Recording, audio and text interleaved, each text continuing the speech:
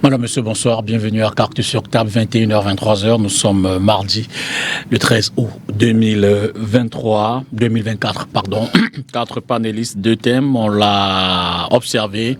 Pas plus tard qu'hier, il y a eu encore des morts sur les routes nationales camerounaises, les axes lourds, comme on les appelle. On s'interroge donc ce soir, sécurité routière sur les accidents de la circulation. On va essayer d'épiloguer autour de ce sujet, de cette question. Mais on va également s'intéresser à la crise dans les régions du Nord-Ouest.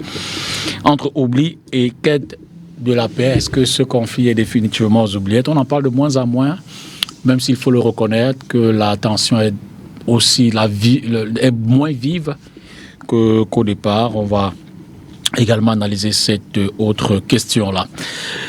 Cela dit, je dis bonsoir à David Joël Mokoudidine. Bonsoir David Joël. Bonsoir Monsieur Dipita Tongo. C'est un honneur d'être parmi votre panel ce soir. Bonsoir à Bachirou Amadou Malkibam. Bienvenue sur ce plateau. Merci beaucoup Majesté Dipita. C'est toujours un plaisir de faire partie de votre plateau très populaire. Bonsoir également à mes co-panélistes, mais également à vos millions de téléspectateurs qui nous suivent en direct.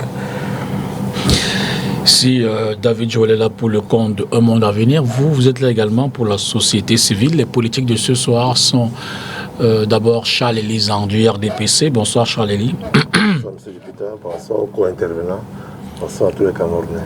Et puis Samuel Yves Andy du PCRN. Bonsoir Samuel Yves. Bonsoir Dipita. Et je suis heureux de retrouver les autres co-panélistes et je pense que les Camerounais seront ravis de nous écouter ce soir. Alors d'emblée, avez-vous le sentiment que cette crise, on en parle de moins en moins, ou alors simplement ou par ailleurs, le constat il est général, il est identique, la densité a pris un coup, la crise est moins dense qu'à ses prémices en 2016. Je commence avec vous, Samuel Yves. Oui, en fait, en 2016, la crise avait plus d'ampleur parce qu'elle était nouvelle. Et je crois que c'était d'ailleurs après les années 50, 60, 70, c'était l'une des plus grandes crises en interne qu'on subisse. Je ne néglige pas la crise à l'extrême nord avec Boko Haram, mais on savait que c'était des personnes extérieures à notre État. Mais la nouveauté avec le nord-ouest et le sud-ouest, c'est que c'était des Camerounais qui se levaient pour une première fois après les années 70, comme je le disais, 60-70. Et avec le temps, on s'est bien rendu compte qu'elle a muté. Elle a muté, les affrontements entre des différents groupes, et des forces de défense est de moins en moins perceptible. Il y a eu des mutations. On est entré dans la guérilla, et cette guérilla urbaine avec des méthodes asymétriques qui fait qu'il y a des pertes, même si on n'entend plus beaucoup des assauts, mais il y a des pertes. Que ce soit du côté des forces de défense, que ce soit de ceux qui se revendiquent de terroristes ou d'ambazoniens, ainsi de suite, peu importe le nom qu'ils peuvent porter, mais également la population civile. Donc, et aujourd'hui, tellement, on a appris à vivre avec, c'est ce que je veux dire. Je ne veux pas dire que l'intensité est la même, elle a baissé, mais le fait qu'on a appris à vivre avec, entre guillemets, fait qu'on en parle de moins en moins. Parce que avec le temps, elle est devenue quelque chose de commun à notre style de vie et on essaie de s'en sortir malgré. Ça fait donc qu'on en parle, ce n'est plus une actualité, c'est ce que je veux dire. C'est plus une actualité, elle ne fait plus de vagues en termes d'actualité. On sait déjà qu'elle est là et malgré ça quand même, elle fait des pertes. On en voit toujours les pertes. Charles-Élie. Bon, non, moi, ce qui me concerne, je mets ça sous le coup non seulement de la fatigue émotionnelle, Vous savez, ceux qui avaient les revendications sécessionnistes et nationalistes et même autonomistes ont eu ce qu'ils demandaient, bon, pas la forme de l'État qu'ils voulaient, et on est plutôt passé des revendications sociopolitiques au grand banditisme. Maintenant, de l'autre côté, vous avez la population qui a fini par comprendre et qui collabore, qui a commencé à collaborer. Ensuite, vous avez certains leaders sécessionnistes qui ont commencé à déposer les armes en demandant à leurs congénères d'arrêter, comme Capo Daniel qui a dit que lui va arrêter. Vous avez une certaine diaspora du Cameroun qui s'est mise en tête de saisir les juridictions internationales pour poursuivre dans tous les pays où ils sont, où ils logent, d'être traduits en justice. Vous avez même certains pays qui au départ jouaient le jeu, qui ont commencé à comprendre et ont commencé à durcir le ton avec les résidents camerounais qui sont là-bas et qui financent ce terrorisme.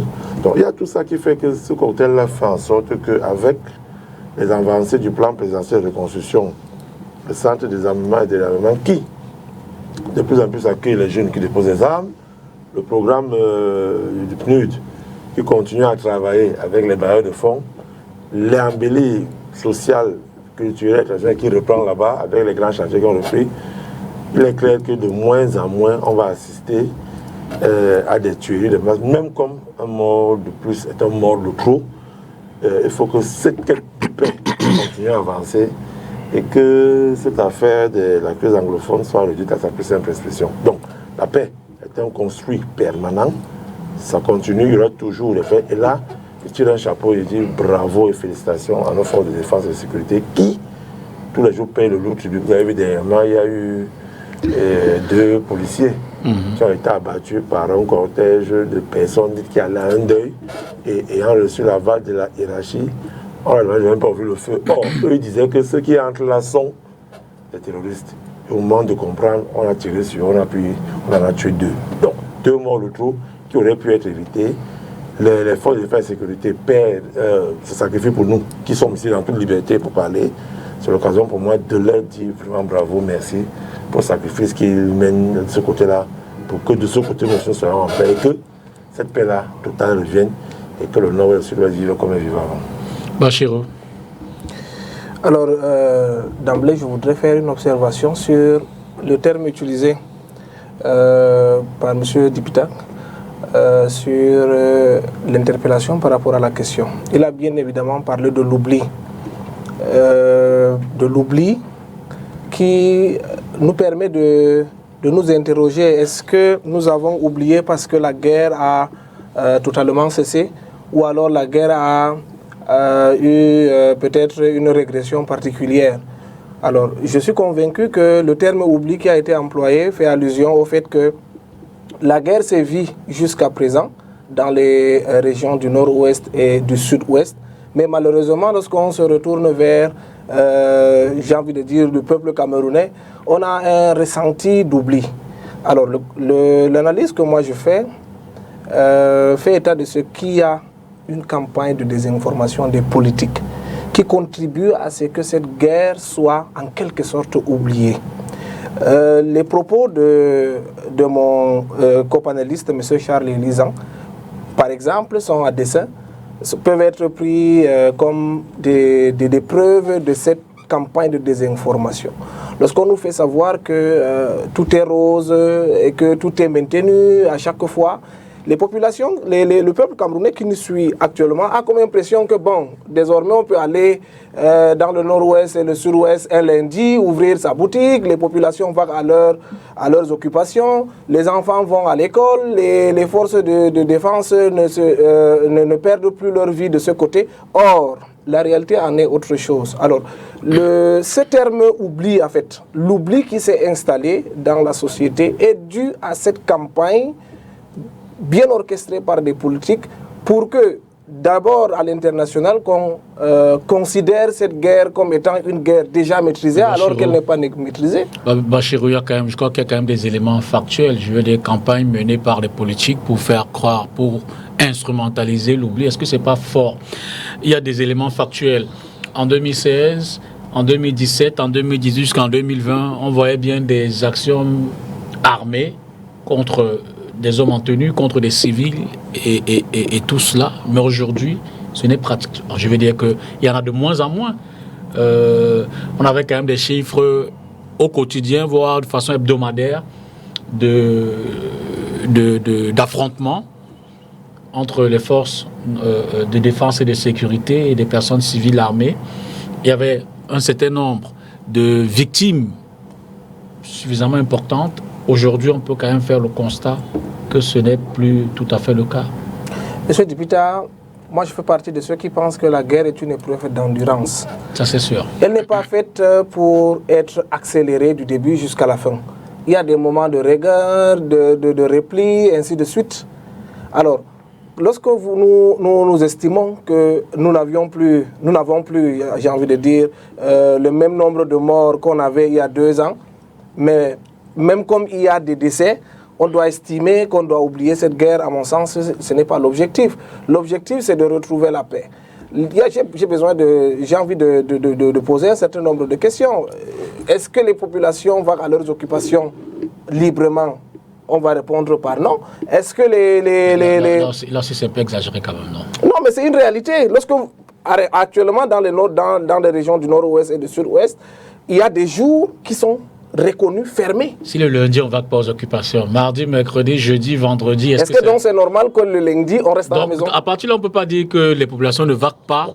Je veux dire, c'est d'une extrême à l'autre. On est d'accord? On peut être d'accord que lundi, les villes mortes se poursuivent. C'est un fait. Mais on ne peut pas dire pareil pour mardi. Un fait qui peut déjà constituer une raison pour laquelle on ne devrait pas oublier cette guerre. Je suis parfaitement d'accord avec vous. Alors, à partir de on ne peut pas de là à dire que les populations ne vaquent pas à leur occupation. C'est ça que je voudrais conclure. J'étais juste en train de vouloir donner une raison pour laquelle on ne devrait pas oublier cette guerre. D'accord. David Yves, sur la même question, oublier ou alors simplement... Sur la même question, je fais mien les propos précédents du citoyen Bachirou. Excepté les recadrages, c'est déjà fait, je vous laisse poursuivre. Non, même sur les recadrages, je pense qu'il faut apporter des compléments parce que tout récemment, il y a une note de certains groupes armés non gouvernementaux qui continuent à opérer dans ces 2 régions. Il y a une note qu'ils ont sortie décrétant un autogo-stand pour une période d'1 mois. Donc c'est pour dire que, attention, justement, on semble dire que tout est calme, tout est maîtrisé, mais sur le terrain, ce n'est pas ça, parce que la vérité, c'est que le mode opératoire a changé. Il n'est plus le même qu'en 2016. En 2016, c'était des affrontements directs, on connaissait plus ou moins les acteurs directs du côté de ceux qui avaient pris les armes. Est-ce que le mode opératoire qui change n'est pas la conséquence justement des actions menées par les forces de défense et de sécurité pour assainir l'environnement? D'une part, évidemment. C'est la Donc les faits ne peuvent pas être que... il s'agit d'une stratégie bien menée, bien... Non, c'est pour ça que j'ai dit d'une part, parce que d'une autre part, c'est aussi une stratégie. Bachirou vous l'a dit. Une guerre n'est pas faite pour être... supposons avec que la même intensité. Supposons que dès 2017, les forces de défense et de sécurité n'interviennent pas et que les séparatistes poursuivent leurs actions. Est-ce qu'aujourd'hui, ces régions auraient encore été, par exemple, régions camerounaises? Mais on ne parlerait pas de guerre, évidemment. Si on parle de guerre, c'est parce qu'il y a... Donc l'action des forces de défense et de sécurité ont permis que... Évidemment, de gagner un certain nombre de terrains, personne ne le nie, on le dit que justement c'est pour ça que dans tous les pays, il y a les forces de défense et de sécurité. C'est pour justement répondre à ce genre d'attaque et pour sécuriser le territoire. S'il n'était pas là, on ne serait plus aujourd'hui en train de parler. Peut-être que Douala aussi aurait été attaqué. Et donc, mais on trouve à dire que la réalité sur le terrain est telle qu'aujourd'hui, il y a aussi l'autre volet, c'est que les attaques ne sont plus assez médiatisées. Je vais vous donner quelques chiffres, ça c'est une exclusivité, parce que à un moment à venir, nous sommes en train de préparer justement le rapport semestriel sur la situation des droits humains au Cameroun pour l'année 2024.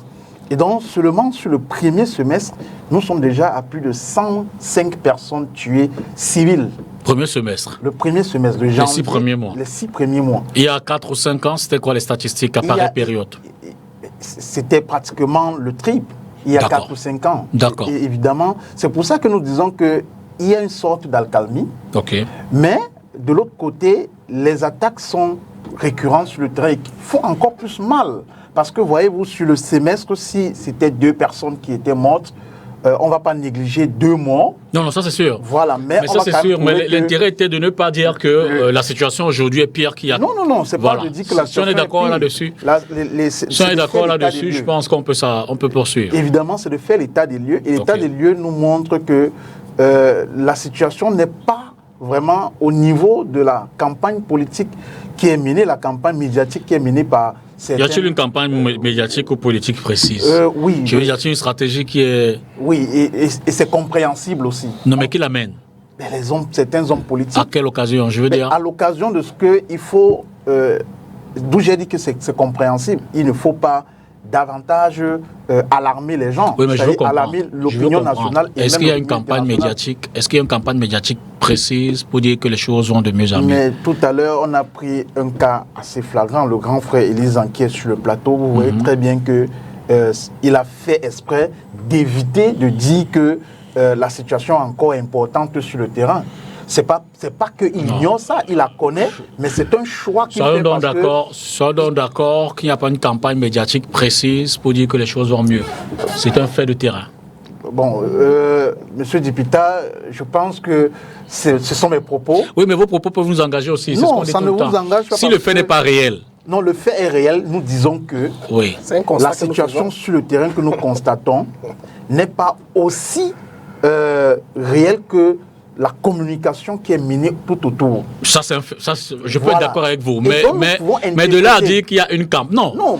Justement, l'interprétation, je veux dire que si vous interprétez, il faut des faits, il faut des illustrations. Mais l'illustration, c'est qu'on a pris un cas palpable sur le plateau. Oui. Donc, il y a le deuxième panéliste qui s'est prononcé sur la question, a fait le choix de ne pas dire que la situation est encore importante. Il a préféré dire que la situation est maîtrisée. Il y a de l'aide humanitaire qui est portée là-bas, il y a au niveau international des plaintes qui ont été portées, ce qui est vrai. Voilà. C'est pas qu'il a inventé, c'est la vérité. Mais c'est un choix de communication qu'il a fait. Oui, mais si c'est vrai, il n'y a pas d'autre choix. Je veux dire que les faits sont sacrés. Non, il y a d'autres choix que... la vérité que je dis, c'est que... Non, la vérité qu'il y a un autre choix, c'est que je suis en train de dire qu'on a plus de 105 civils qui sont décédés. Et c'est vrai qu'un mort est toujours un mort de trop. On a 33 hommes en tenue. Ce qui n'est pas bien. FDS et policiers qui sont décédés sur les 6 mois. Donc c'est pour dire que la situation est encore intéressante parce que quand vous voyez autant de personnes qu'on continue de perdre, ce n'est pas à négliger. Je partage votre avis si vous dites que la situation est... Il est bon que les autorités aient ces informations, l'opinion publique ait ces informations pour qu'on sache qu'il faut agir avec urgence et que les gens ne dorment pas sur leur oreiller disant que ça va, tout est calme là-bas, c'est maîtrisé. Oui, c'est maîtrisé à une certaine manière. Mais dans les tréfonds des villages, parce que là aussi, c'est ce qu'il faut relever, c'est que dans les villages, au tréfonds, c'est là-bas qu'on vit encore des situations assez graves. Et donc, il faut attirer l'attention de nos autorités pour dire, si dans les centres-villes, il y a une sorte d'alcalmie, allez dans les villages. Parce que là-bas, ça ne rit pas. Les gens continuent de s'affronter là-bas. On continue à tuer les gens pour rien du tout.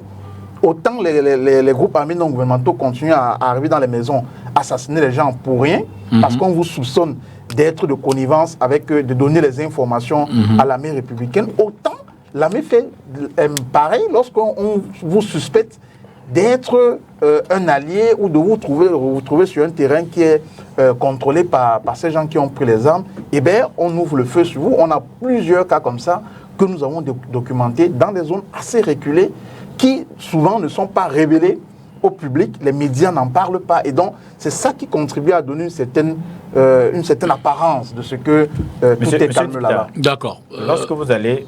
Oui, Samuel. Lorsque vous allez dans les zones de conflit, les zones de crise, je crois que le premier signe qui doit être palpable, qui montrent qu'il y a le retour au calme, la calmie, la paix qui est installée. Le premier signe, c'est le retour des personnes déplacées et des réfugiés, le retour des réfugiés. Mais est-il possible aujourd'hui qu'on dise aux Camerounais qu'il y a un mouvement de population pour le retour dans les zones du nord-est? Moi, je prends la question autrement. Est-ce que mardi, mercredi, jeudi, vendredi, samedi, dimanche, les gens vont marcher? Nous sommes en période de vacances. Est-ce que les gens vont au travail? Période de vacances. Je vous répondrai tout simplement. Oui. Tant que vous respectez le code établi par ceux qui donnent les ordres, parce que moi je dis, ceux qui ont engagé les ghost towns, ce sont eux qui maintiennent l'ordre en ce moment. Et vous savez qu'à l'époque, les ghost towns, c'était plus qu'un jour aussi. Hein? Oui, ben, c'était pas que le lundi. Je dis quand même que c'est maintenu. Et si vous ne respectez pas ce ghost town, vous êtes exposé. Je suis d'accord. Voilà, donc je veux dire donc que... Et c'est un défi contre la République de dire que des personnes se lèvent pour donner des instructions au fonctionnement de la République. Ça veut dire qu'il faut donc comprendre que dès cet instant-là, il n'y a pas de... Il y a la baisse de l'intensité, comme je l'ai expliqué tout à l'heure, c'est par rapport à la mutation de l'activité qui est dans ce conflit. Et non pas par rapport au fait que tout est calme. Non, tout ne peut pas être calme, malgré les efforts d'ailleurs que nous déplorons, parce qu'on sait combien est-ce que nos forces de défense et de sécurité sacrifient dans cette zone de leur vie. Ce sont des Camerounais qu'on perd, des frères, des sœurs, et parfois des fils. Parfois, moi, je connais des parents qui ont perdu des fils uniques. Donc, je crois qu'au-delà de... Nous perdons... C'est pour ça que j'ai parlé tout à l'heure d'une perte triangulaire du côté des forces de défense, du côté des Camerounais, même s'ils ont porté le chapeau du terrorisme ou alors d'ambazoniens, ainsi de suite, le nom qu'ils peuvent porter. Et du côté des civils, ce sont les Camerounais. Nous avons une perte énorme à propos. Et à ce titre, on ne peut pas dire que tout est revenu dans la norme, puisqu'il n'y a pas de changement en termes de retour des populations. Bon, député, écoutez, lorsqu'on m'avait invité à cette émission, le sujet était très important. Bien sûr. On parle de l'oubli ou de quête de paix dans la... Entre oubli et quête de la paix. Par rapport à la sécurité routière, il s'agit du Cameroun. Bien sûr. Je ne suis pas venu ici faire un combat EDPC contre certains ONG déguisés. Non. Je ne suis pas venu ici faire une émission où je vais reprendre les paroles. Il n'y a aucune ONG déguisée, Charles. Oui, mais vos paroles ne sont pas correctes. Ce n'est pas parce que ce sont vos paroles. Un Monde à venir est une organisation non gouvernementale qui est reconnue. Non, Charles, je ne laisse pas passer ça. C'est la censure, j'accepte. Ce n'est pas une question de censure, c'est une question de correction. Je voulais donc vous faire comprendre. Charles, c'est une question de correction. Est-ce qu'il n'y a pas un rapport mondial qui fait en sorte que dans les zones en crise, les ONG jouent aussi le jeu des terroristes? C'est moi qui le dis. Il y a un rapport mondial, mais Un Monde à venir n'est pas parmi ces... Oui. C'est vous qui citez le Non, mais parce que vous dites... Non, vous êtes venu sur le plateau. C'est vous qui l'avez cité. Non, parce qu'il y a une ONG sur le plateau et vous faites malin de le dire indirectement. Bon, passons dessus. D'accord. Monsieur Dipita, je vous ai dit que je ne suis pas venu ici répondre à certaines personnes. Je suis venu dire ce qui se passe. Vous savez, et c'est ce jeu-là qui est dangereux pour un pays qui a une zone qui est en crise. Parce que vous avez certains qui estiment qu'ils ont l'amour du patriotisme et que eux, c'est eux qui disent la vérité. Et que comme l'autre est du RDPC, donc pro-gouvernemental, vous avez vu que les deux, de la société civile et de l'ONG, c'est la même chose. Disent que ce que le représentant du RDPC a dit n'est pas vrai.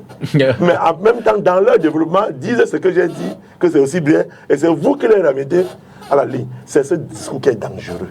Est-ce qu'on a un problème ONG, société civile contre RDPC pour la paix dans le Nord-Est, ou alors il y a un problème que tous les Camerounais doivent s'asseoir pour que la paix revienne? C'est pourquoi lorsque le président de la République convoque le grand dialogue national, certains Camerounais estiment que parce que c'est Paul Biya, non, on ne part pas là-bas.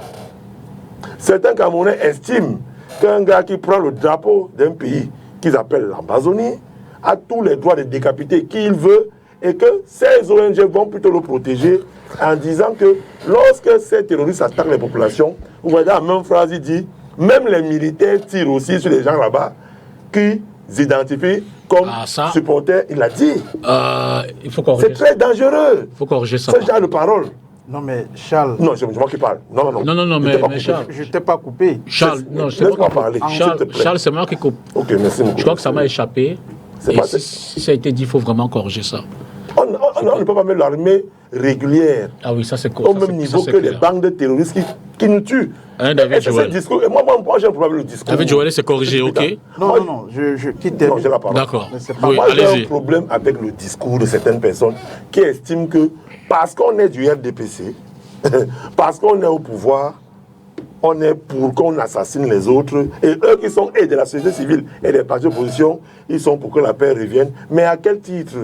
Lorsqu'on a des gens qui estiment qu'ils veulent leur pays et s'arment de machettes, d'armes appuyées par X ou Y pour décapiter d'autres Camerounais, Andy a dit tout à l'heure les Camerounais, est-ce qu'il y a un moyen à ce moment de dire qu'on est américain, on est Bassa, on est Douala, on est du RDPC, on est catholique, on est musulman? Non. On a le bon sens de dire non à ce genre d'attitude. Il n'y a pas de parti politique à ce niveau-là. Il n'y a pas d'ONG à ce niveau. C'est pour ça que certains pays comme les États-Unis n'ont pas d'ONG sur les terrains d'opération. Il n'y a que l'armée qui est très bien là-bas. Il n'y a pas d'ONG là-bas. Parce qu'ils estiment qu'à ce moment-ci, il faut défendre l'intégrité nationale. Il y a Je suis d'accord avec vous, Donc, Charles. Dans des zones de conflits armés, on ne devrait même pas parler, en ce moment-là, pour ce genre d'agression, on ne devrait même pas parler de droits de l'homme. Ça, c'est l'utopie, ça n'existe pas. Et vous avez par rapport aux États-Unis. vous avez donc certaines ONG dont on trouve dans les ambulances les armes qui donnent aux terroristes et tout. Bon, tout ça, c'est l'État. Maintenant, moi, j'ai dit, Dipita, je suis profane, je n'ai pas l'expertise, parce qu'on va me dire tout à l'heure qu'on n'a pas l'expertise des ONG qui travaillent sur le terrain. Lorsque la route Babadjou-Bamenda, qui avait été lancée et a été arrêtée à cause de la crise, la route a repris et est aujourd'hui livrée. Il n'y a pas à calmer. Lorsque à Bamenda, au niveau de l'université de Bamenda, les cours ont été arrêtés pendant 1 an, 2 ans, et que les cours ont repris, et que toute une année scolaire, appelons une année académique, les étudiants ont réussi à faire les examens et tout, repartir chez eux pour les congés, revenir faire cours. Ça veut dire qu'il n'y a pas à calmer. Lorsque la Ring Road a repris et qu'on a inauguré des deux côtés de la frontière et du Nigeria et du Cameroun, cette route transnationale qui va traverser au Cameroun et le Nigeria, ça veut dire qu'il n'y a pas à calmer. Pourquoi les gens ne veulent pas qu'ils disent qu'il y a à calmer? Lorsque je me rends compte que Human Rights Watch dit qu'il y a 498 000 déplacés anglophones qui ont rejoint le chez eux, c'est pour me dire qu'il n'y a pas à calmer. Lorsqu'on me dit qu'il y a... Vous leur faites déjà confiance, quoi. Laissez-le Je terminer. lis le rapport d'une ONG. Et quand ils disent le contraire, vous ne Je dites pas. lis le rapport d'une ONG. Allez-y. Je lis le rapport d'une ONG. Je lis. Il ne faut pas seulement me reconnaître les ONG quand ça PCRN et oh mon, je ne suis pas venu me querer avec vous. Vas-y, Je suis pas vas-y. au Camerounais. C'est ce que vous dites. Attendons les Vas-y. élections, on va se parler. Donc, je disais ceci. Lorsque le programme des Nations Unies pour le développement dit qu'il y a eu 1 415 000 actes de naissance qui ont été reconstitués, ça veut dire qu'il n'y a pas calmé. Lorsqu'on me dit que depuis 3 ans, la CDC a fait du bénéfice net après impôt, alors qu'avant c'était des pertes, ça veut dire qu'il n'y a pas à calmer. Moi j'ai dit dans ma phrase que même si un Camerounais meurt un jour là-bas, suite à cette crise, c'est un Camerounais qui meurt de trop. Mais s'il y avait 11 qui mouraient avant, et qu'aujourd'hui il y en a un, que ONG Mon Avenir ait peur, ou alors non, honte, a mal de dire que non, les avancées de paix permettent quand même une certaine accalmie, et que c'est plutôt le grand banditisme qui sévit. Tout à l'heure, le préfet a signé une note où on a assassiné quelqu'un devant son portail en plein Bali. Nous ne sommes pas dans la zone du nord et du sud-ouest. C'est pour dire que le grand banditisme sévit partout. Le grand banditisme sévit. Et ce qui est actuellement dans le nord et le sud-ouest, c'est le grand banditisme. Tout ce qui a été demandé politiquement parlant a été donné aux représentants de ces populations qui ont demandé 1. Le statut spécial. 2. La common law. 3. La nomination de leurs enfants au poste régalien de gestion de la fortune publique. 5. Qu'il y ait un conseiller. 6. Qui est ça, qui est ça, qui est ça. Ça a été donné, sauf leur pays qu'ils veulent. Et au fur et à mesure que le mendiant de la paix pose les armes, c'est lui qui vous énerve. C'est Paul Biya. Ce n'est pas la paix. C'est que vous avez certains sécessionnistes qui ont dit que nous on dépose les armes. Si ce Kayutabe, de sa prison à Kondengi, a appelé ses frères à dire que essayons de causer. Capo Daniel a déposé les armes. Il y a 3 Camerounais, un en Norvège, l'autre en France, un en Belgique, qui ont été aujourd'hui placés devant la justice par d'autres Camerounais qui estiment qu'ils en font un peu trop. Les cotisations qu'on faisait partout en Europe pour acheter les armes à ces gens-là, ces raisons politiques. Mon frère, tu n'as pas raison politique. Pourquoi tu parles seulement du... Pourquoi c'est facile de parler du NDPC? Non, je n'ai même pas cité un parti. Parler. Non, tu m'as indexé. C'est pas une raison politique. C'est lui qui a demandé les preuves. Calme-toi. Calme-nous, je suis encore aux échauffements. Pourquoi ceux-là, des partis politiques identifiés, font des cotisations dans les capitales européennes là-bas et disent à Mondo Vision, à visage découvert qu'on cotise pour eux? Pourquoi vous les indexez pas? Quel parti politique ne l'a fait? Je ne pense pas. Non, je parle de même. Oui, mais non. Je dis ceux-là qu'on reconnaît. Charles Elie, vous n'allez pas me refuser mon rôle de modérateur. C'est moi qui donne la parole, c'est moi qui la reprends. Je vais vous la redonner, mais après avoir recadré. Oui. Aucun parti politique n'a financé la crise. Aucun parti politique n'a financé la crise dans les régions du Nord-Ouest et du Sud-Ouest. Aucun parti politique n'a financé. Je répète. Monsieur Moukoudi, tu as dit tout à l'heure, m'indexant, que j'ai fait exprès de faire une communication feutrée qui cache la réalité. Je veux aussi que tu dises que tu m'as indexé. D'autres personnes... Non, pour la politique, c'est non, vis-à-vis des téléspectateurs au moins. Nous sommes tous des amis en dehors. Je voudrais vous dire aussi que, dites aussi aux Camerounais qui nous écoutent, que d'autres reconnus, d'autres commençants politiques l'ont fait en cotisant pour les armes. Non, Charles, vous faites le malin. Il faut le malin comment? Quelle formation politique a cotisé pour les armes? Non, aucune. Ah, ok. Non, pour terminer, je voudrais dire ici à tous les Camerounais qui nous écoutent que l'effort de paix, pour que la paix, il me permet de revienne dans les régions anglophones du nord-ouest et du sud-ouest, c'est une affaire de tout le monde. Il n'y a pas quelqu'un qui aime le Cameroun plus que l'autre. Chacun essaie de conjuguer ses efforts comme il le peut pour que la paix revienne. Il n'y a pas à dire ici que je suis libre de dire que la paix revient parce que les FDS, je continue de dire soutien total. Soutien total, qui ne se découvre même pas un seul instant. Parce que pendant que nous sommes tout beaux, tout bien habillés, s'ils s'entendent le parfum ici, eux ils sont en train de mourir là-bas et on tire sur eux en disant qu'ils font des choses là-bas. Non. Nous devons avoir un langage quand même républicain qui fait en sorte que nous sachions que depuis que ça a commencé, même pas 1 centime, maître, notre territoire n'a été cédé.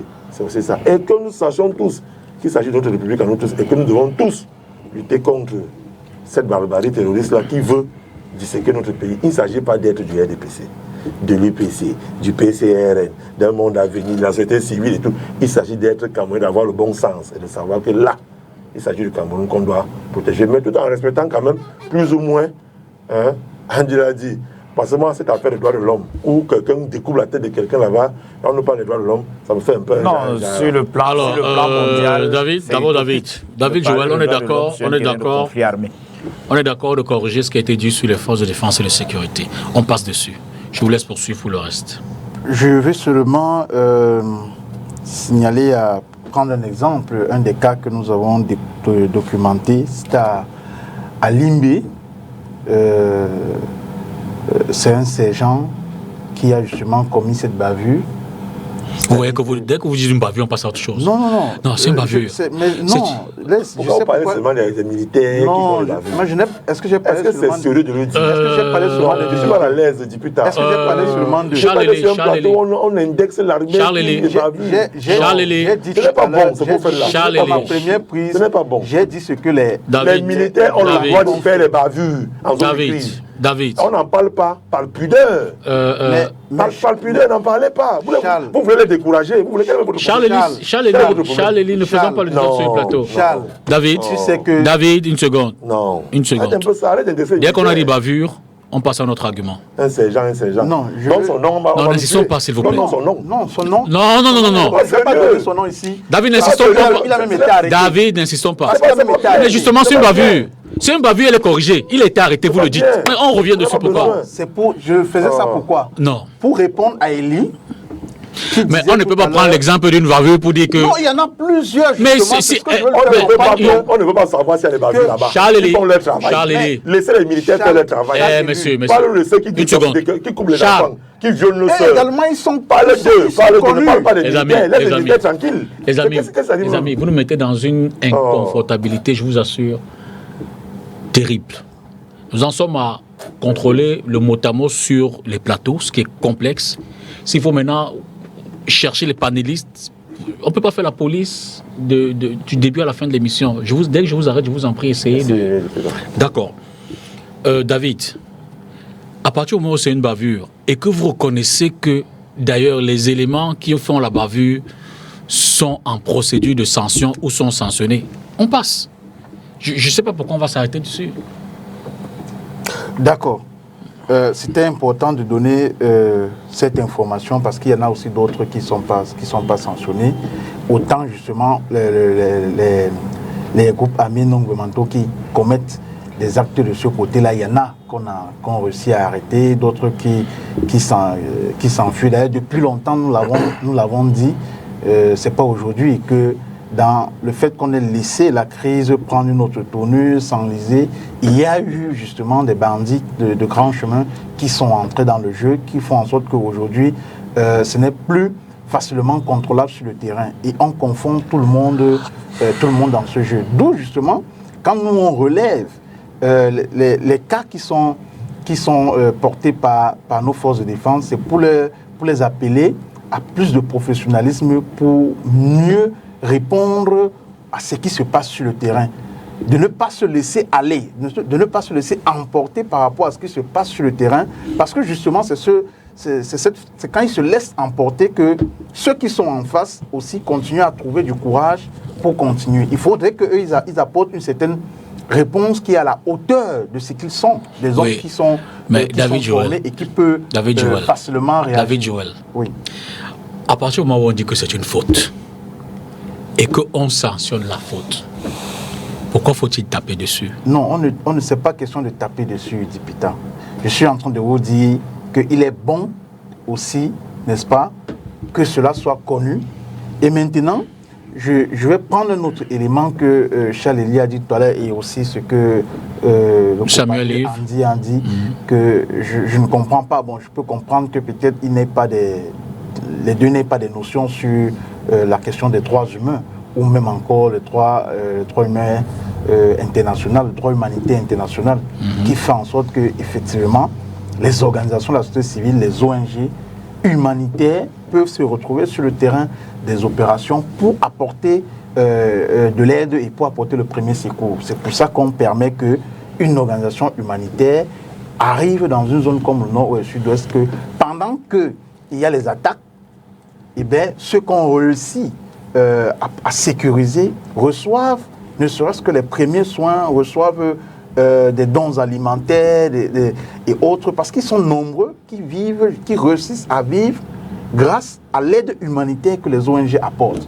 Parce que justement, l'État, le gouvernement seul, n'arrive pas à apporter la réponse au-delà de tous les problèmes que l'État, vous voyez que chez nous au Cameroun, on parle justement des questions budgétaires, du fait que la crise nous prend beaucoup. David, je crois qu'au niveau du Cameroun, on n'a pas un problème avec l'accès à l'aide humanitaire dans les zones du nord-ouest. Non, je n'ai pas dit ça. J'étais en train de répondre à Elie et à vous qui trouviez que vous ne voyez pas l'importance et ce que les ONG partent faire sur le terrain. C'est que je n'ai pas dit. Juste à ce qu'il a dit. J'ai parlé du droit. Donc, c'est-à-dire qu'on ne peut pas normalement, sur le terrain des opérations, sur la question parce qu'il n'y a plus de règles. Du droit humanitaire international, les organisations, ils viennent pour apporter leur soutien. Et c'est d'ailleurs au nom de ce droit international humanitaire qui demande à ce que ceux qui ne sont pas de l'armée régulière ne commettent pas un certain nombre d'actes vis-à-vis des civils. Et c'est ça que nous condamnons tout le temps les civils qui sont tués par... C'est pour ça que je parle d'utopie, non, ce n'est pas de l'utopie. Quand vous ne connaissez pas... Dans les crises et conflits dans le monde, vous allez faire des discours pour... C'est-à-dire que minimiser cette affaire. La réalité est qu'on ne peut pas éviter des pertes, on ne peut pas éviter des dégâts collatéraux. On ne peut pas. Vous allez dire à quelle armée d'éviter les dégâts collatéraux? Il n'y en a pas, ça n'existe pas. Ici, je n'ai pas parlé de l'armée, j'ai parlé de... Vous voyez, c'est pour ça que j'ai dit que en zone de conflit, on ne peut pas parler de droit de l'homme. Je parle de... Vous ramenez plutôt dans un autre côté sur lequel je ne suis pas. Je suis maintenant en train de parler comme Elie veut que je parle, vous m'amenez ailleurs. Non, ne parlez pas comme Elie veut que vous parlez. Donnez les faits. Mais justement, je donne les faits qui sont en disant que le droit humanitaire international recommande justement que on respecte l'être humain. Même en période de guerre, on doit respecter l'être humain. C'est pour ça que que ce soit les groupes armés, Vous êtes la bande de Gaza. que ce soit les groupes armés, C'est pour ça que je ne parle d'utopie. Hein. C'est-à-dire que je ne dis pas que ça n'existe pas. Non, laissez-le parler. Vous êtes la bande de Gaza. Ouais. Vous ne pas là-bas. Laissez-le poursuivre. David, terminez. Vous. Une question simple. Il y a combien d'ONG dans la bande de Gaza là-bas, actuellement? Entre l'Ukraine, entre la. Il y a eu des ONG là-bas. Il y a une ONG. Comme j'oublie son nom. Charles, tout à l'heure, s'est donné du plaisir à lire le rapport de Human Rights Watch. Si tu continues à lire ce rapport, je suis sûr que tu vas tomber sur les informations les concernant. Oui, et tu trouveras même les informations concernant actuellement la situation des violations des droits de l'homme en France. Dont la France va passer dans quelques jours. Non, là, c'est que je continue. Quand on vous donne des éléments que vous n'avez peut-être pas, que vous refusez de voir, vous voulez troubler le discours, vous allez voir justement que le rapport de Human Rights Watch indexe la France sur les cas de violation des droits humains, dont la France va passer dans quelques jours au Conseil des droits humains sur la question des droits civils et politiques. Donc ils vont devoir répondre des actes d'arrestation, de violation des libertés d'expression et tout ça. Donc quand on parle du Cameroun, vous dites que non, je suis fier que vous preniez quand même les références de cette organisation dont il y a encore quelques mois et quelques années pour avoir fait des plateaux avec vous. Vous ne vouliez même pas les citer parce que vous les indexez comme ceux qui créent du désordre dans le monde. Et je sors par là en disant, tout à l'heure, il a parlé du PNUD et du PNUD qui sont des institutions des branches de l'ONU. Donc, ça veut dire qu'il reconnaît que l'ONU apporte une certaine réponse, une certaine contribution dans certaines crises ou alors dans la crise que nous vivons ici chez nous au Cameroun. Contrairement à ce que ce soit lui et d'autres passent le temps à dire souvent qu'on ne voit pas ce que cet organisme apporte lorsqu'il y a des crises comme celle-ci dans le monde entier, dans certains pays comme le Cameroun. Non, il faut dire que la vérité, personne n'a nié l'alcalmie, parce que je sors par là, personne n'a nié l'alcalmie qu'il y a au nord-ouest et au sud-ouest. Mais ce que nous disons, c'est qu'il ne faudrait pas qu'on dorme sur nos lauriers, on reste sur l'alcalmie et dit qu'il n'y a plus rien. Non, il y a encore beaucoup de choses qui continuent de se passer là-bas, qui sont encore aussi graves qu'en 2016. Parce que justement, il y a des femmes qui continuent à être violées des deux côtés. C'est-à-dire, elles sont violées ça se faisait depuis 2016. Mais je veux dire, non, le problème de fond, voilà, le problème de fond n'est pas que c'est, le problème de fond est l'intensité ici.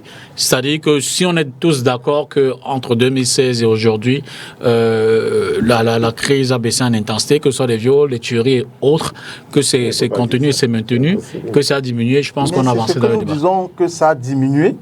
Mais justement, c'est ça qu'on appelle alcalmie. Mais on ne se limite pas à l'arbre. Je vous dis que c'est la différence qu'il y a entre mon discours et le discours de Charles Elie, que je comprends, parce que je comprends son discours. Bachirou, vous allez revenir dessus aussi. Oh, merci beaucoup, monsieur Dipita. Déjà, je voudrais dire que ce qui est bien avec le débat public, c'est que il y a une liberté de faire une observation. Chacun est libre de faire sa part d'observation comme il le souhaite. Mais ce qui est gênant, c'est lorsque nous faisons notre observation et qu'à côté, nous ressentons un sentiment d'être jugés à cause de notre observation. Lorsqu'il y a un verre d'eau, X est libre de dire que c'est un verre à moitié plein, l'autre dire le contraire. Ça renvoie toujours à l'observation par rapport à ce qui est sur ce qui est de ce verre d'eau. Alors, ayant dit cela, je voudrais rappeler sur ce plateau également que nous devons peut-être souffrir qu'on ne fasse pas partie de ces organisations de la société civile qui disent ce qu'on veut entendre. Oui, vous n'êtes pas d'accord sur notre appréciation, sur nos observations par rapport à la crise, mais ce sont des constats que nous aussi, nous avons eu à faire en tant que Camerounais.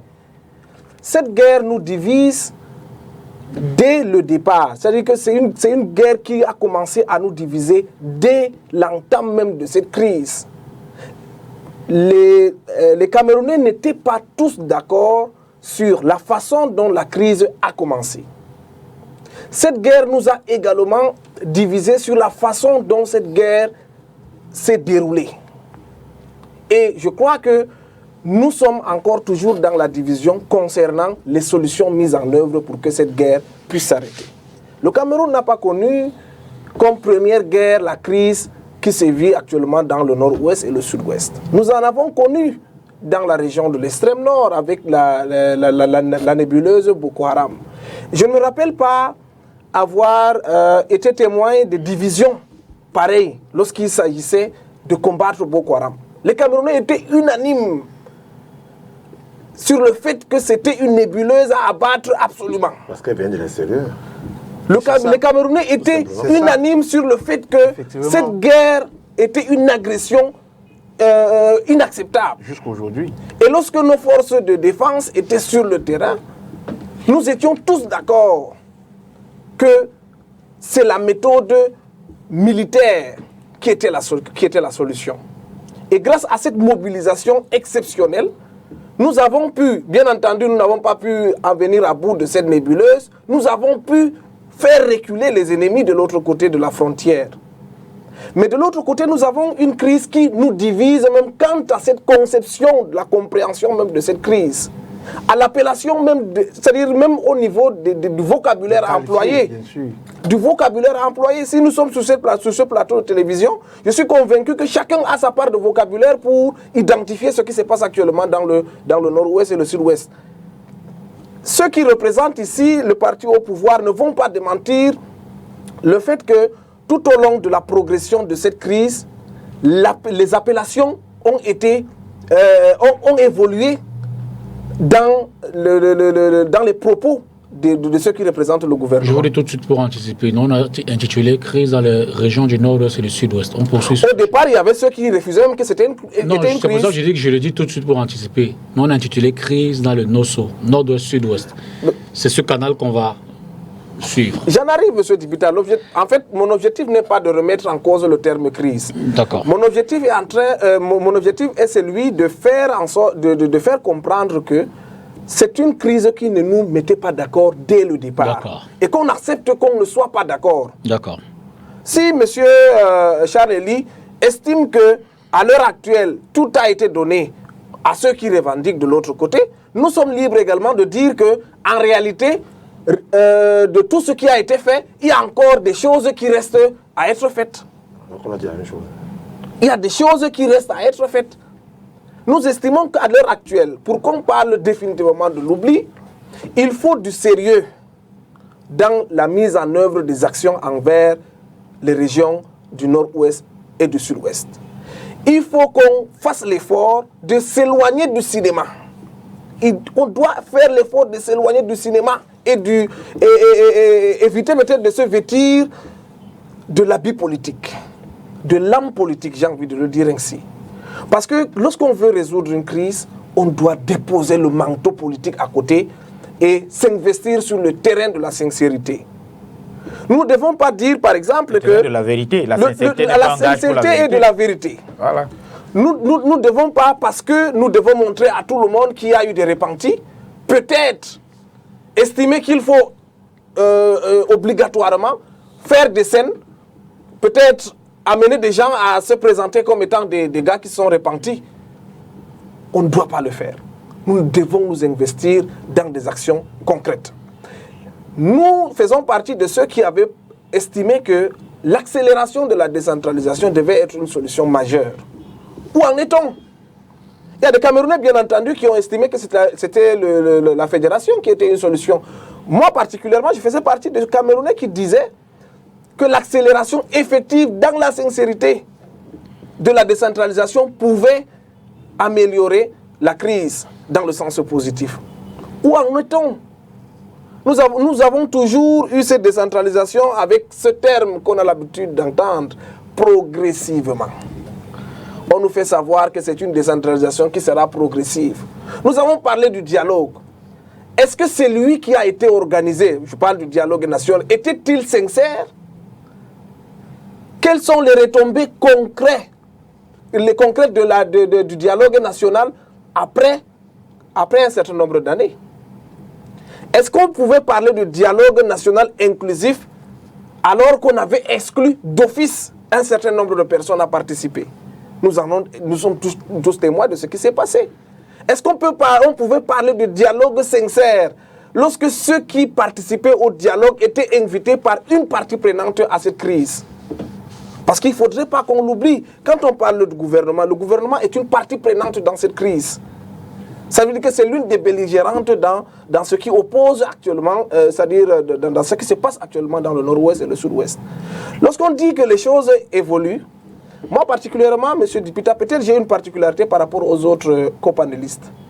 J'ai été, entre guillemets, victime de guerre, ayant été présent dans la zone de l'extrême nord. J'étais à Maroua. J'étais à moins d'1 kilomètre lorsque la bombe a retenti à Maroua. Donc je sais ce que c'est que la guerre. Par la suite, je travaille actuellement dans le Mungo, où je suis à Loum, l'un des arrondissements qui accueille le plus grand nombre de réfugiés. Loum est à quelques kilomètres de Tombel, qui est dans le sud-ouest. Je sais ce que vivent les populations ayant fui la guerre. Voilà pourquoi je réagis souvent avec beaucoup de colère lorsque je suis en face des compatriotes qui, justement, je les comprends, par désir d'assouvir les objectifs de la ligne qui leur a été édictée, disent que tout va bien. Faites le tour des rues qu'on a l'habitude d'appeler les rues de la joie, pour dénombrer le nombre de jeunes filles qui sont obligées de se prostituer pour pouvoir vivre. Ça, ce sont les stigmates, les conséquences de la guerre. Restons dans le débat. Je suis dans le débat, monsieur Dipita. L'objectif, c'est de faire comprendre à celui qui estime que la guerre est en train de finir, que tout est calme, qu'en réalité, tout n'est pas du tout calme. Non, Nous sommes d'accord qu'il y a accalmie, monsieur Dipita. Non, attention. Personne n'a dit qu'il y a accalmie. Personne n'a dit que tout est calme. Peut-être que vous n'avez pas suivi les propos de Charles Elie. Non, Charles n'a pas dit que tout est calme. Je suis seul.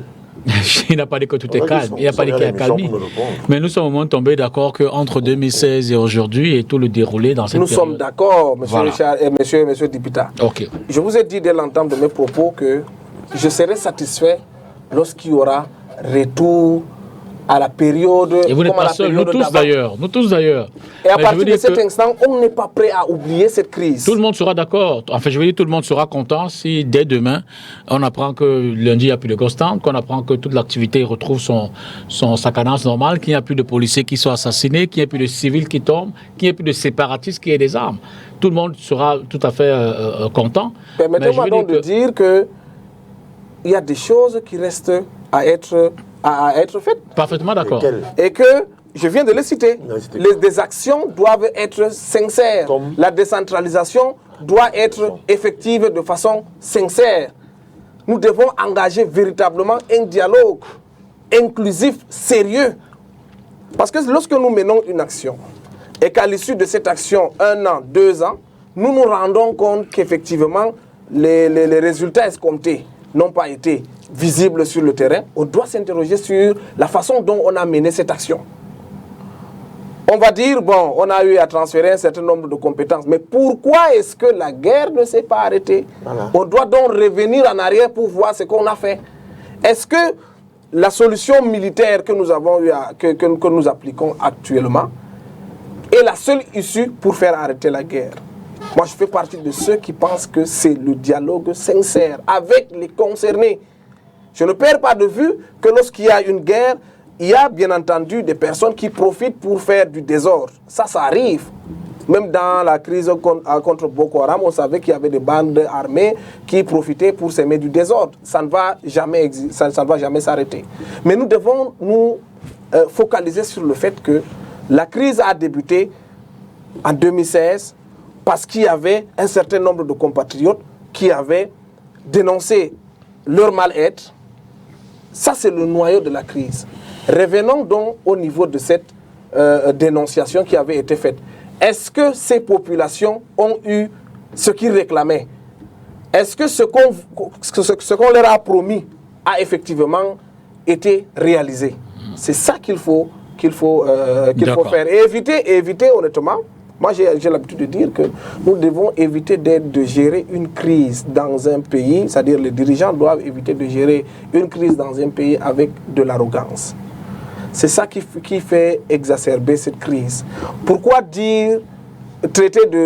traiter tous ceux qui ne disent pas la même chose que nous, des terroristes, quand c'est une ONG qui publie les atrocités, les manquements du gouvernement, on dit voilà, ça c'est une ONG qui met le feu dans la région, dans les régions en guerre, alors qui savent les efforts du gouvernement. Par contre, la même ONG, lorsqu'elle revient, pour donner plutôt des chiffres qui profitent au gouvernement, je me rends compte que c'est avec une célérité à nul autre pareil que les représentants de ce parti politique saisissent rapidement le site de cette ONG sur Google pour lire les statistiques.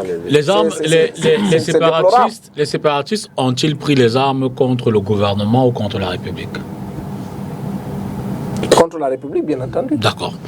Alors, vous avez quand même, vous avez embrayé sur ce qu'il faut faire davantage pour... oui, c'est surtout ça que... Voilà, on sort par là, vous avez... Je crois que la quête de la paix, qui est la deuxième partie de cette thématique, nous oblige à quelque chose. Okay. Et je suis d'accord avec lui sur la vérité. Vous savez, Amadou Matambo, président en exercice de l'UNESCO en son temps, avait estimé que, et d'ailleurs il avait déclaré, que c'est dans les intelligences des humains que naissent la guerre. Et donc, il faudrait donc que c'est dans l'intelligence des humains qu'on doit tuer la guerre. Et je crois que la seule manière de tuer la guerre dans les intelligences des humains, c'est l'éducation. Et tant que l'éducation est biaisée avec des mensonges qui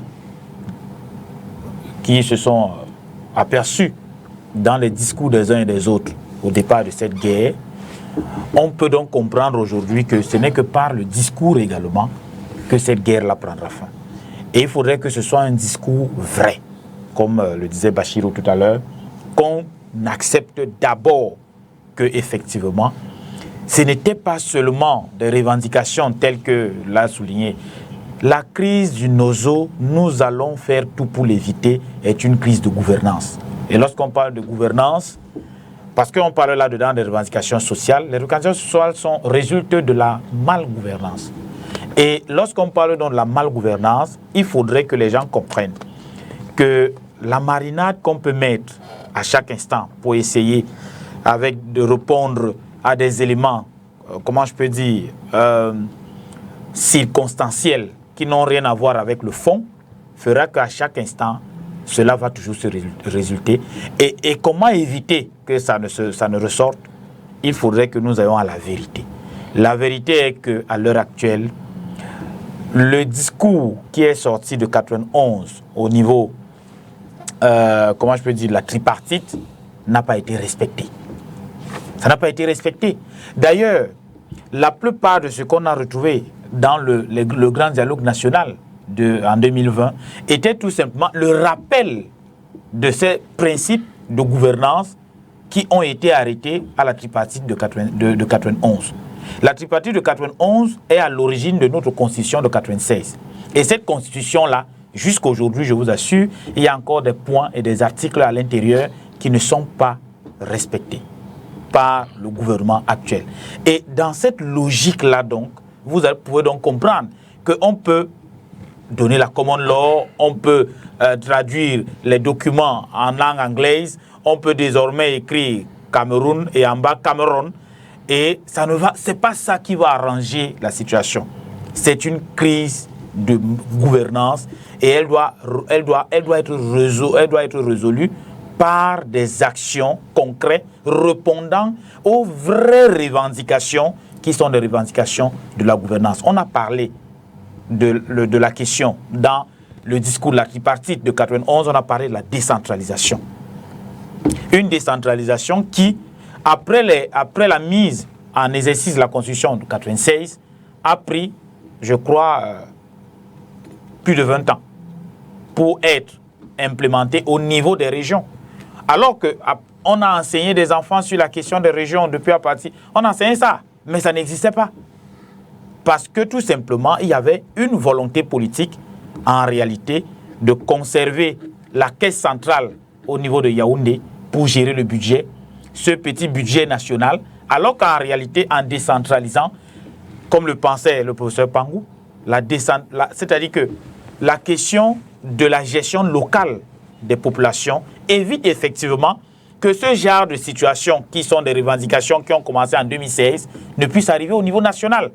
on peut les gérer au niveau local, mais puisqu'il n'y a pas une décentralisation aboutie, telle que le dit souvent mon leader Cabral Libi, tant qu'il n'y a pas une décentralisation aboutie et qu'au niveau local, tout ce qui peut être géré soit géré au niveau local et que l'État conserve, l'État central conserve tout simplement un certain monopole sur certaines questions clés, à partir de là, tant qu'on n'accepte pas ce discours de vérité et l'application des textes qui existent déjà, alors on ne peut pas sortir de cette crise. Moi, je crois que c'est de là qu'il faut aller pour la sortie de crise dans le nord-ouest et le sud-ouest, au-delà de ce qui est fait à l'heure actuelle. L'action des forces de défense et de sécurité n'a rien à voir avec la réponse à cette crise. Moi, je dis, c'est leur rôle. L'État, la République est agressée, ils doivent répondre. Leur action n'a rien à voir. Et c'est d'ailleurs pour ça que nous déplorons que pendant ils jouent leur rôle, il faudrait que le politique joue également son rôle. Tant que le politique ne joue pas son rôle, on continuera à avoir des pertes. Et comme je l'ai dit, toutes ces pertes-là sont des Camerounais. Et des Camerounais dont nous allons pleurer et pleurer toujours. Il n'y aura pas de retour. Pour mettre un peu d'eau dans votre vin, seul que les revendications sociales ne sont pas du moins la malgouvernance n'est pas la seule cause ou n'est pas, elle fait partie, en fait je veux dire c'est l'une des causes. Parce que vous avez dit que la conséquence des revendications, que la malgouvernance est à l'origine des revendications sociales. Il y a plusieurs causes, c'est ce que je voulais apporter comme précision. Celle-là, ce n'est qu'une seule cause, mais il y en a d'autres. C'est ce que je voulais apporter comme précision. David? Pour sortir, la question est centrée, comment davantage... Non, vous allez parler après lui. Merci. Je pense que on l'a dit assez longtemps, puis il faut toujours le marteler. Il n'y a pas de solution magique. Bien sûr. Il n'y a pas de solution magique à dire, on dit que non, voilà ce qu'il faut faire, et puis dès le lendemain, ça sera fait, tout va changer comme ça, comme... Non, tout doit commencer par... je dis, tout doit finir par là où ça aurait dû commencer. On le dit depuis le début, c'est pas un dialogue. Et ça doit être un dialogue avec tous les acteurs. C'est les acteurs qui doivent définir c'est-à-dire que les sujets de dialogue. Oui, on a pris acte du grand dialogue qui a été organisé, mais on a aussi constaté et pris acte de ce que le grand dialogue a été organisé par un seul camp. Parce qu'on ne pouvait pas avoir deux camps qui s'affrontent, un qui revendique quelque chose, et puis voilà. Et bien, au moment de s'asseoir pour discuter, au moment de s'asseoir pour chercher des voies et moyens de sortie de ça, c'est l'autre camp qui décide que, ok... Est-ce qu'il n'y a que deux camps? Il n'y a que deux camps maintenant. Est-ce que le camp de celui qui est en Norvège est le même que le camp de celui qui est en Kondengui? Bon, moi je ne sais pas. Vous ne pouvez donc pas dire qu'il n'y a que deux camps. Je sais qu'il y a deux camps. Il y a eu grand dialogue avec un certain nombre d'acteurs plus ou moins impliqués dans ce conflit. Vous ne pouvez pas dire qu'il y a un camp qui s'est assis, l'autre ne s'est pas assis. Non. Il y a eu des actions qui ont été menées, des approches, et vous le savez, y compris en Suisse. Non, même s'il y a eu des approches qui ont été menées. Il y a eu des acteurs intermédiaires qu'on connaît qui ont essayé d'approcher les deux parties pour voir quelle était la meilleure osmose pour s'asseoir. Je dis ceci, député Tongo. Le dialogue, monsieur le député Tongo, le dialogue n'a jamais tué personne.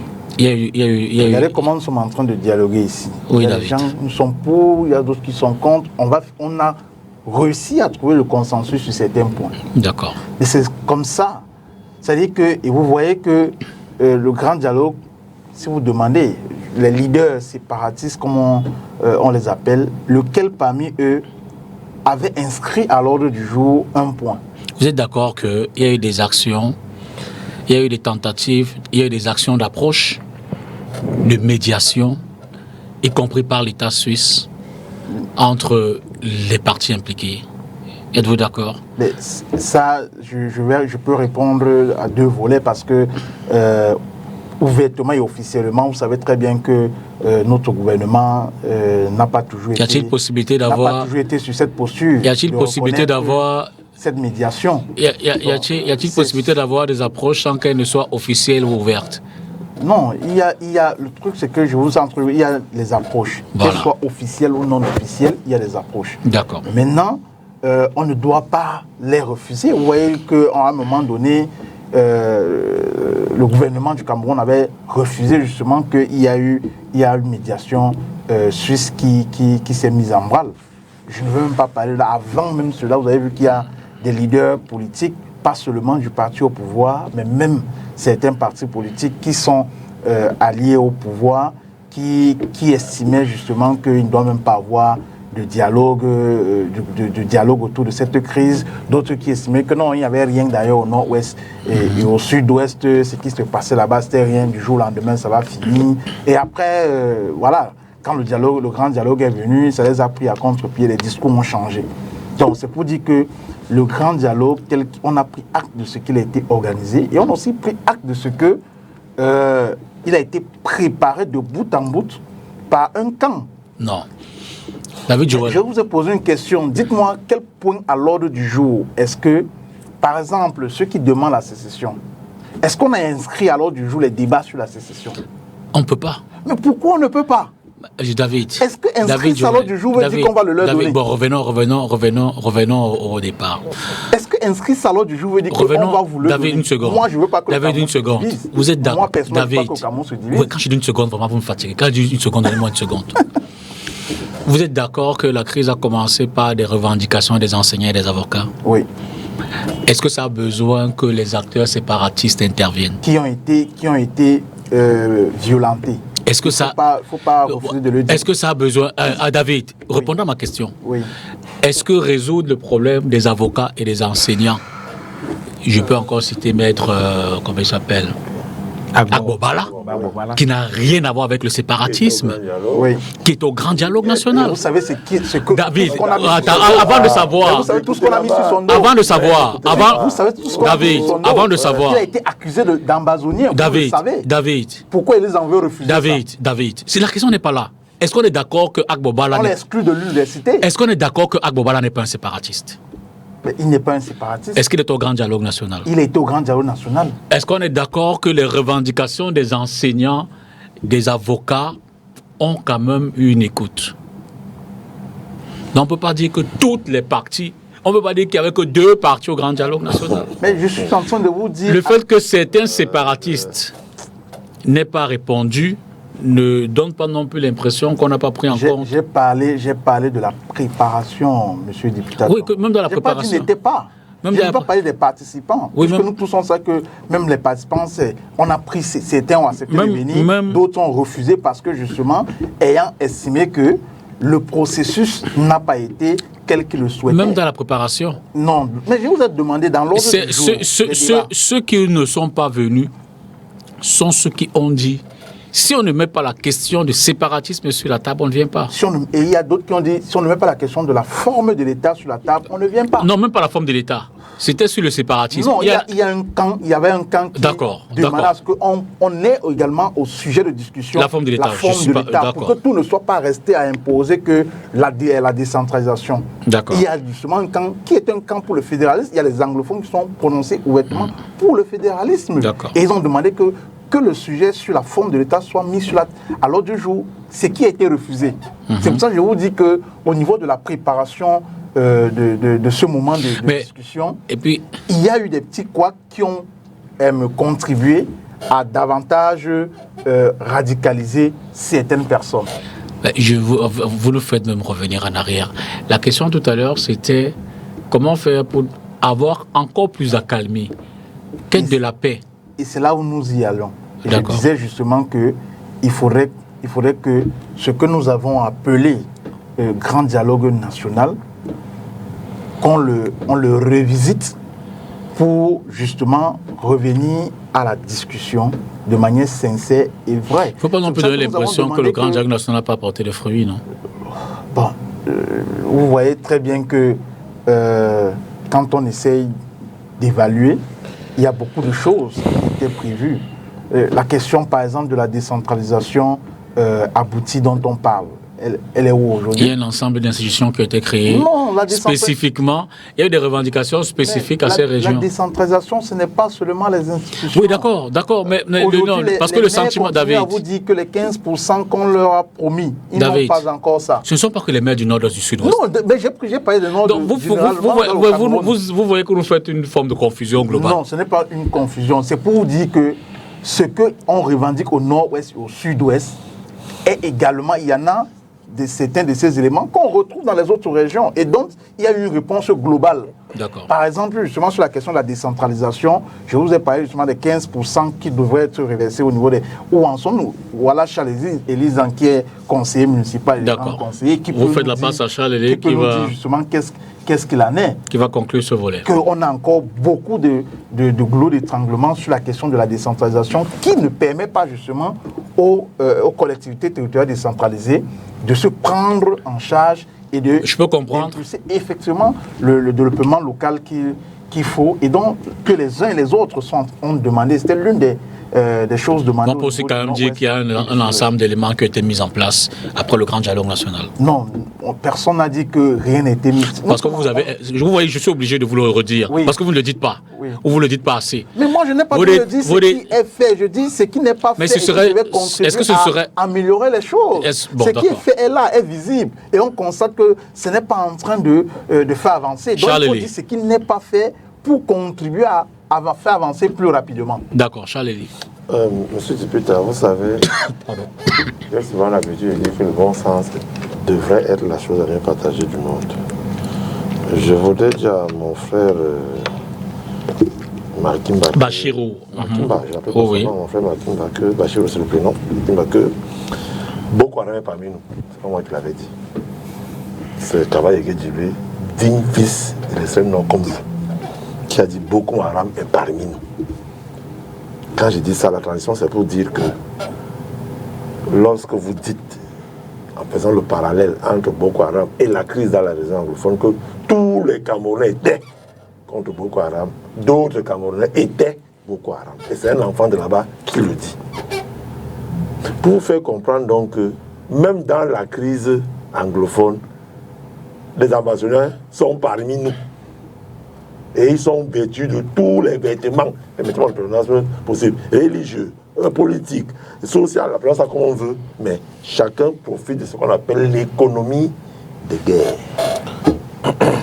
Ça perdure dans le nord-ouest et le sud-ouest, ça n'a rien à voir avec les partis politiques, je suis désolé, c'est beaucoup dit, rien à voir avec la forme de l'État, rien à voir, ça a à voir avec l'économie de guerre. Aujourd'hui, c'est ça qui est devenu. Laisse-moi parler. Vous écoutez religieusement pendant 15 Non, tu n'as pas écouté religieusement. Ça a à voir avec l'économie de guerre. C'est ce que c'est devenu aujourd'hui. L'économie de guerre existe partout. Je suis surpris que les experts en management des conflits, ce qui s'est prévalu, nous fassent croire que le grand dialogue national avait pour but de taire la crise anglophone. Que c'est faux. C'était la première assise nationale où tout le monde devait s'asseoir pour parler de la crise anglophone et le dialogue allait continuer secteur par secteur, chacun de son côté, comme le mandat d'appel. Vous savez qu'il y a une crise dans le nord-ouest et le sud-ouest. Il n'y a pas de crise anglophone, non? Bon, c'est ainsi. Dans le nord et le sud-ouest, c'est la sémantique. Je parlais tout à l'heure de vocabulaire. C'est la sémantique. Maintenant, oui. Il faut faire attention au vocabulaire. Je voudrais dire aux Camerounais qui nous écoutent que nous qui avons fait, moi j'allais à l'école, on n'allait pas en classe, on nous a appris que même la maison du monde, qu'on appelle aujourd'hui les Nations Unies, qui était avant la SDN, ont pris 14 ans pour se mettre en place. 14 ans.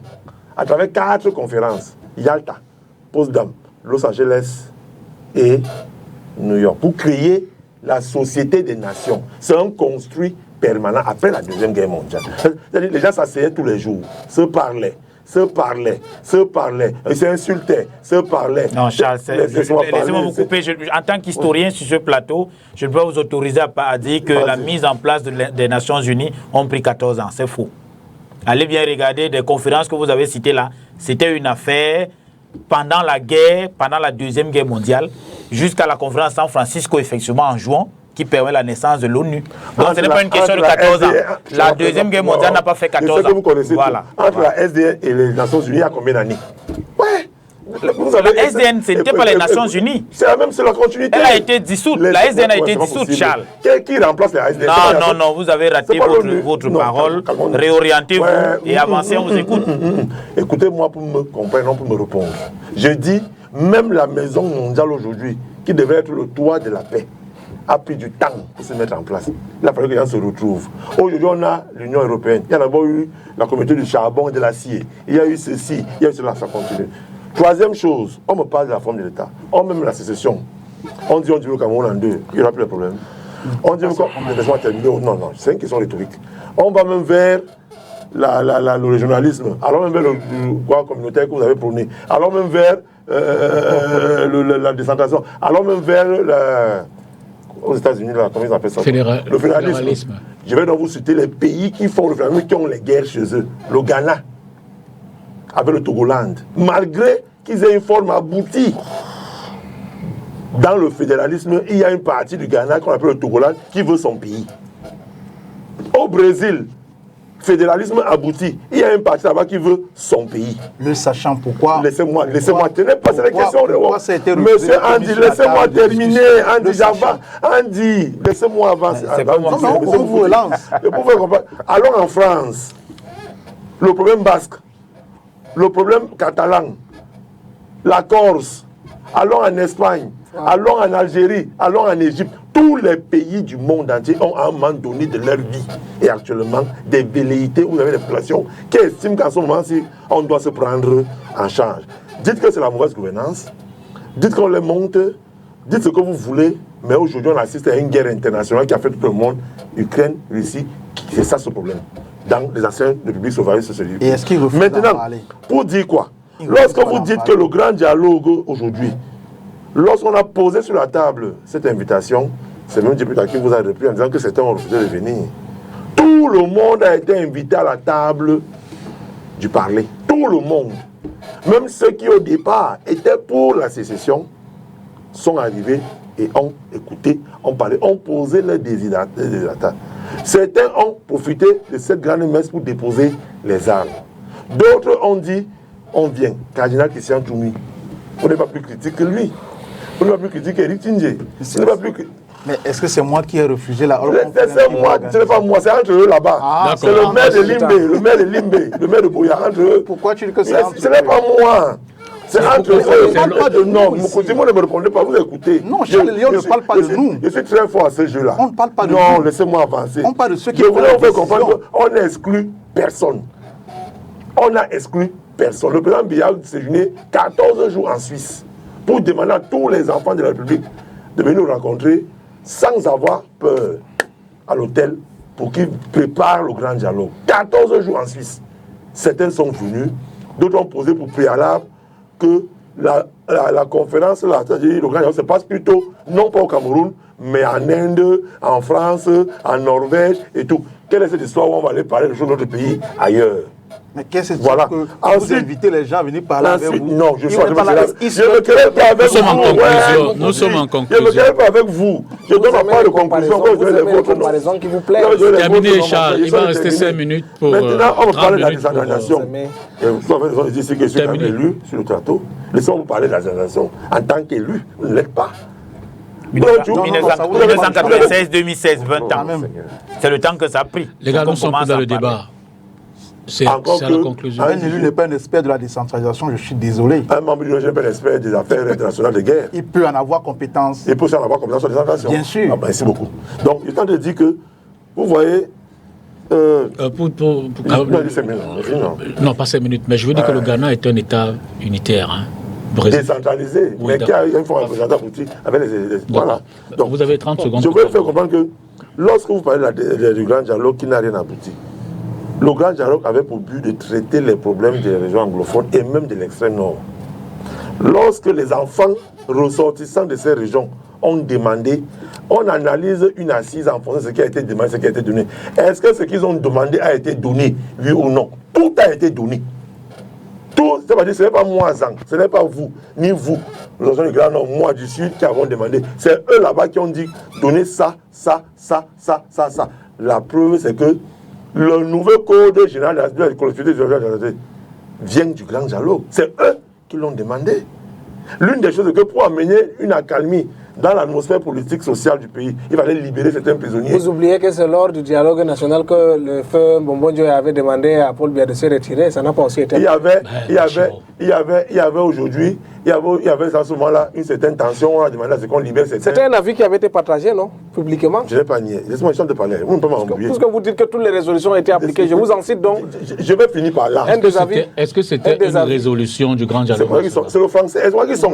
Ouais, on fait le désordre sur le plateau. Le grand dialogue n'avait pas de résolution, c'était des recommandations. C'était des recommandations. Aberration. D'accord. C'était des recommandations. Oui. Est-ce que ce que Bachir Oudji était une recommandation du grand dialogue national? Du feu Bombonjo, bien Est-ce que c'était une recommandation du grand dialogue national? Non, quand ça vient sur un plateau, recommandation. si ce n'est pas pour nous embarrasser, c'est pourquoi? Non, c'est comme ça qu'ils sont. Ils sont venus à l'émission. C'est pourquoi? Tant que le LDBC. Vraiment facilitez-nous la tâche. Donc, est-ce que la question. Quand on va sortir par un rapport au chapeau sujet, sur le feu sultan Voilà. pour mettre ça sur une qu'il y a émission des qui CD, parle de la crise, qu'il y a des est-ce que CD. ça fait sérieux? Voilà, même pas par respect. Bon. Je tiens de dire que est-ce que ce qui a été demandé par les ressortissants des régions du Nord et du Sud-Ouest dans le grand dialogue qui a été demandé n'a pas été donné? Tout a été donné. C'est terminé. Tout. Maintenant, vous êtes dans votre formule du pourquoi la guerre ne s'arrête pas. On va passer Il y a quelle guerre qui L'une des s'arrête? recommandations du grand dialogue, c'était cette décentralisation aboutie. Est-ce qu'elle a abouti jusqu'à aujourd'hui? C'est quoi les raisons abouties? Est-ce qu'elle est aboutie jusqu'à aujourd'hui, 4 ans après, C'est ce quoi- grand c'est dialogue? quoi les raisons abouties? Déjà 24 ans Non, ce n'est pas un détail. pour arriver au grand dialogue. Et plus Vous 4 avez- ans après vous le avez- grand vous dialogue, avez nous 5 sommes à députés. 28 Vous ans. avez 5 députés. 28 ans, Combien de monsieur maires? Non, monsieur non, Charles non. Elisa. C'est- Depuis Merci, 1987, monsieur. 28 ans que m'intéresse vous pas. n'appliquez pas la constitution du Cameroun. Bon, vous faites Est-ce que quoi? c'est Merci. sérieux? Depuis Merci. que vous avez Non, vos non, députés, non. vos maires font quoi Vraiment, la transaction? vraiment. Bon, on peut être Vraiment. d'accord qu'il y a des résolutions qui sont implémentées. Des recommandations. Il y a des recommandations du grand dialogue qui Par sont... rapport au sujet Je suis en train de conclure. Voilà. Il y a des recommandations qui sont implémentées et le processus n'est pas encore totalement mis en place, d'où certaines insatisfactions des populations qui perdurent.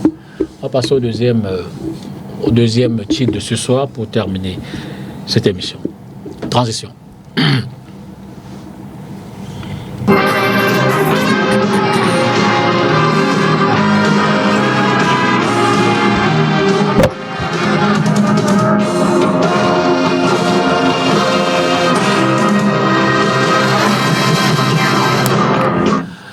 Je commence avec vous, David, qui sait peut-être pour avoir quelques statistiques. Je sais que vous êtes à Un Monde à venir, regardez de près ces questions-là sur la sécurité. Retirons pas davantage de prévention parce qu'on va avoir aussi un certain nombre d'acteurs sur le terrain pour qui sait peut-être vérifier si les acteurs de la route prennent toutes les dispositions nécessaires.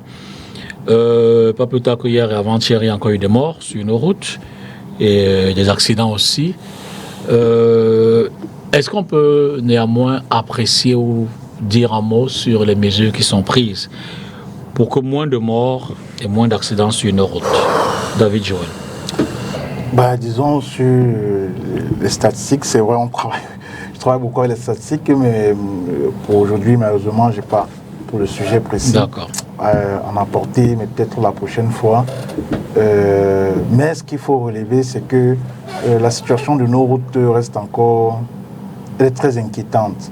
C'est-à-dire que autant les usagers de la route donc, continuent à faire preuve d'actes d'incivisme, autant de l'autre côté, on peut également mettre sur la table la question de la qualité des infrastructures, également de la probité et même du professionnalisme de certains agents de contrôle routier, parce que c'est tout ce mélange qui donne ce que nous vivons aujourd'hui, nos routes qui continuent de tuer, du fait que quand vous allez dans certaines agences de transport, vous retrouvez le personnel qui n'est pas toujours bien formé, les véhicules qui ne sont pas toujours en bon état, et parfois tout ceci sous le regard impuni des pouvoirs publics. Parce que, prenons seulement le cas de Douala, on a créé quelques gares routières, mais vous voyez que en plein cœur de Douala, plein centre-ville. Il y a les agences de voyage qui naissent ça et là en bordure de route. Quand ces agences, leurs véhicules sortent, vous voyez toute la manœuvre qui est faite. Ça peut occasionner les embouteillages pratiquement pendant 5 minutes pour attendre que le chauffeur finisse de faire sa manœuvre, entre pour garer. Et quand ils sont en période de forte affluence avec les clients qui sont là, c'est interminable. Vous ne pouvez pas facilement circuler. Vous vous demandez si on a encore les autorités dans la ville pour voir ce genre de choses et intervenir. Et donc on a été habitué à ce que lorsqu'on voit une autorité intervenir, c'est qu'elle a été soit personnellement touchée, soit un proche d'elle a été touché, ou alors à la suite d'un grand soulèvement. Le ministre des Transports a fait une sortie la semaine dernière. Est-ce qu'il était particulièrement touché? Oui, mais regardez, vous voyez, le ministre des Transports fait une sortie, mais quand vous allez maintenant dans les villes, le ministre des Transports est à Yaoundé. Non. Il prend une décision. Mais... Là, vous prenez notre part. Vous avez dit que quand on voit une autorité sortir, c'est qu'elle est touchée. Le ministre des Transports était sur la voie publique. Oui. Je crois que sur l'axe Yaoundé-Bafoussam. La semaine dernière. Est-ce qu'il a été touché particulièrement? Si oui, peut-être en tant qu'autorité qui protège, qui veut... C'était 3 cas. Qu'on les voit soit quand elle est touchée personnellement, cette autorité, soit par le biais d'un proche, ou alors par un soulèvement des usagers, des populations. Est-ce que le ministre est impliqué dans les 3 cas que vous avez cités? Mais le ministre, quelle est la décision qu'il a prise qui ne demande pas d'une dénonciation? Non, il est sorti la semaine dernière pour s'assurer que, moi je l'ai vu dans les vidéos, que les passagers d'une agence de transport qui avait été prise en flagrant et des ceintures de sécurité, que les pneus sont... Bref, il a fait de la prévention routière. Évidemment. Est-ce qu'il était impliqué dans les 3 cas? Mais ça vient du fait justement de la grande... Vous oubliez, monsieur le député Tongo, que au moins pour les 3 derniers mois qui sont passés, on a aligné les accidents de route presque tous les jours. Donc ça ne rentre pas les citoyens. Ça ne rentre pas dans les 3 cas que vous avez cités. Non, ça aide parce que c'est le 3e cas où les populations se montent au crayon pour s'indigner. Les populations se sont indignées où? Sur mon créneau ou quand? Donc il faut forcément qu'on soit dans la rue pour que les amis d'Élise en viennent les arrêter. Même les publications qu'on fait sur les réseaux sociaux, sur les plateaux de télévision, c'est mon créneau, c'est une indignation. Il ne faut pas forcément que ce soit dans la rue qu'on soit en train de marcher, encore que le contexte chez nous au Cameroun est tel que c'est difficile d'aller dans la rue pour marcher. Mais si les gens ne sont pas allés dans la rue, ne disons pas qu'il y a eu grogne, disons pas non, même le simple fait de parler sur les plateaux de télévision, que ça fasse le tout. Aujourd'hui, parce que ce que vous avez laissé, ou alors ce que j'ai compris, je ne vais pas vous soupçonner de quoi, ce que j'ai compris, c'est que l'autorité ne se mobilise que lorsqu'elle est personnellement... pas seulement. Non, vous avez cité 3 cas. Les 2 premiers reviennent sur lorsque l'autorité est personnellement impliquée, ou lorsqu'elle subit une pression de la rue. Oui. Non, pas forcément de la rue, mais une pression populaire. Ou lorsqu'elle subit une pression populaire. Oui. Et là, je ne suis pas d'accord avec vous. C'est pour ça que j'ai pris le cas de la dernière sortie du ministre des Transports. Quelle est la pression populaire qui a eu? Elle fait suite à de nombreux cas qui sont arrivés. Vous prenez les statistiques il y a 3 mois. Oui, c'est le cas d'accident de circulation. Et c'est remonté que, monsieur le ministre, ces cas arrivent parce que du constat que nous avons fait, les transporteurs n'ont pas les ceintures de sécurité, ceux qui en ont n'utilisent pas. Ça peut être remonté. Ça peut être remonté, je suis d'accord avec vous, mais est-ce que c'est la grogne? Est-ce que c'est on en a marre de tous la population l'a dit où? La population qui l'a dit, elle a dit où? Mais vous n'êtes pas dans les réseaux sociaux. Si j'y suis, c'est pour ça que je pose la question. Moi, j'ai pas lu. Non, les autres panélistes vont vous dire. Non, j'ai pas lu. Non, si ça n'a pas été le cas, il ne faut pas. Non. Moi, j'ai lu. Ce n'est pas une invention. Je peux encore, vous voyez. Non, il n'y a pas. Il ne faut pas dire que. Non. Il n'y a pas eu grogne. Il n'y a pas eu grogne pour que le ministre des Transports. Non. Monsieur Dipita, le ministre, c'est pas tout le temps que quand il y a grogne. Il n'y a pas eu grogne. David Joël. Il n'y a pas eu grogne. Quand il n'y a pas grogne. D'accord. Mais je ne refusez pas que quand il y a aussi cette grogne populaire, ça pousse les j'ai pris un cas précis. Il n'y a pas eu grogne pour que le ministre des Transports descende. Mais monsieur Dipita, pourquoi vous voulez limiter mon intervention à une seule action. Il faut que nous soyons d'accord sur ce qui est dit sur David. Nous sommes embarrassés. C'est-à-dire que nous sommes embarrassés. Parce que quand on laisse passer sur le plateau des choses qui ne sont pas des faits, nous sommes sanctionnés. Mais, monsieur Dipita Tongo, je vous prends un autre exemple. Non, restons sur cet exemple. Pour Non, le on ne va fi- pas pour rester le- sur cet exemple parce que cet exemple n'est pas is nihilo. Et Non, cet exemple David, ne fait pas ne prenez la des, République, ne prenez, moi je veux que... ne résout pas Non, le problème de... David, ne parlons que des choses qui sont des faits. C'est-à-dire, Oui. prenons 10 000 exemples. Je ne veux pas rentrer Oui. dans les détails, je suis embêté. Je veux prendre des Je dis exemples. que ce que vous dites Oui, peut me faire sanctionner. oui. Je suis donc obligé de corriger ce que vous dites. Vous ne pouvez pas dire que le ministre des Transports est descendu faire la prévention sur la sécurité routière la semaine dernière parce qu'il y a eu grogne, alors qu'il n'y a pas eu grogne. Et je vous reprends, on fait 5 minutes sur un fait qui n'a pas existé. Bon. Soyons sérieux. Je comprends que tellement le CNC... Non, c'est pas salarié le CNC. C'est aussi une attitude professionnelle. Oui, c'est une Non, soyons corrects. Ne disons pas... correct. Non, mon David. Je suis correct. David, ne disons pas ce qui n'a pas été. Je- Même pour les gens qui nous non, regardent. Ne me refusez pas de dire ce que j'observe. Tout à l'heure, Bachir l'a dit. Ne me refusez pas de dire ce que j'observe.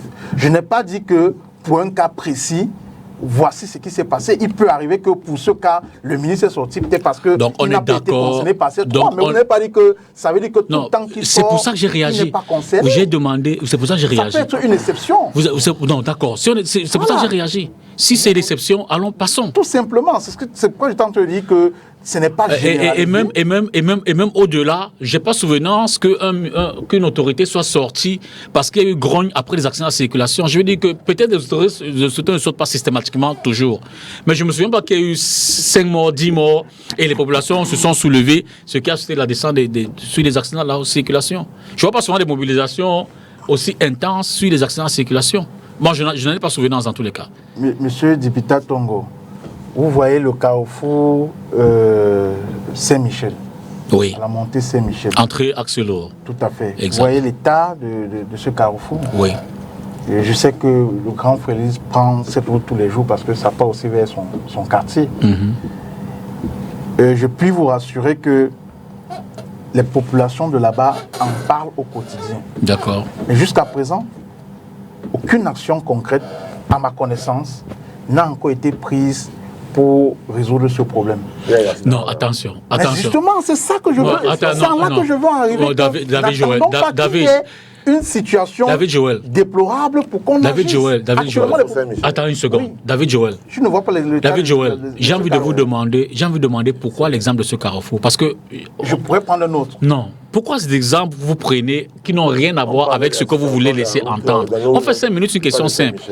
Vous avez voulu sous-entendre Oui, que les autorités n'interviennent oui. que sous pression, soit lorsqu'elles sont directement impliquées, Oui, comme parmi les victimes, Oui. donc elles aient peut-être un membre de la famille qui soit impliqué, soit lorsqu'il y a une pression de la population. Je dis que... L'autre situation, soit lorsqu'il y a une situation grave qui se présente. Non, ça c'est la quatrième que vous m'ajoutez. Oui, oui. D'accord, enlevons la quatrième. Mais je dis que sur ces faits-là, je ne suis pas d'accord. Et vous n'avez pas donné des éléments qui confortent le contraire. Quand vous prenez l'entrée de Saint-Michel, la route est gâtée, d'accord, personne ne dit que la route est bonne. Mais est-ce que les populations sont sorties pour dire au ministre que descendez, le ministre est descendu? Non. Est-ce qu'un membre de la famille du ministre a eu un accident là, le bain, c'est qu'il est tombé, ou je ne sais pas trop quoi? Non. Ça fait 10 minutes qu'on a passé sur un fait simple qui n'existe pas.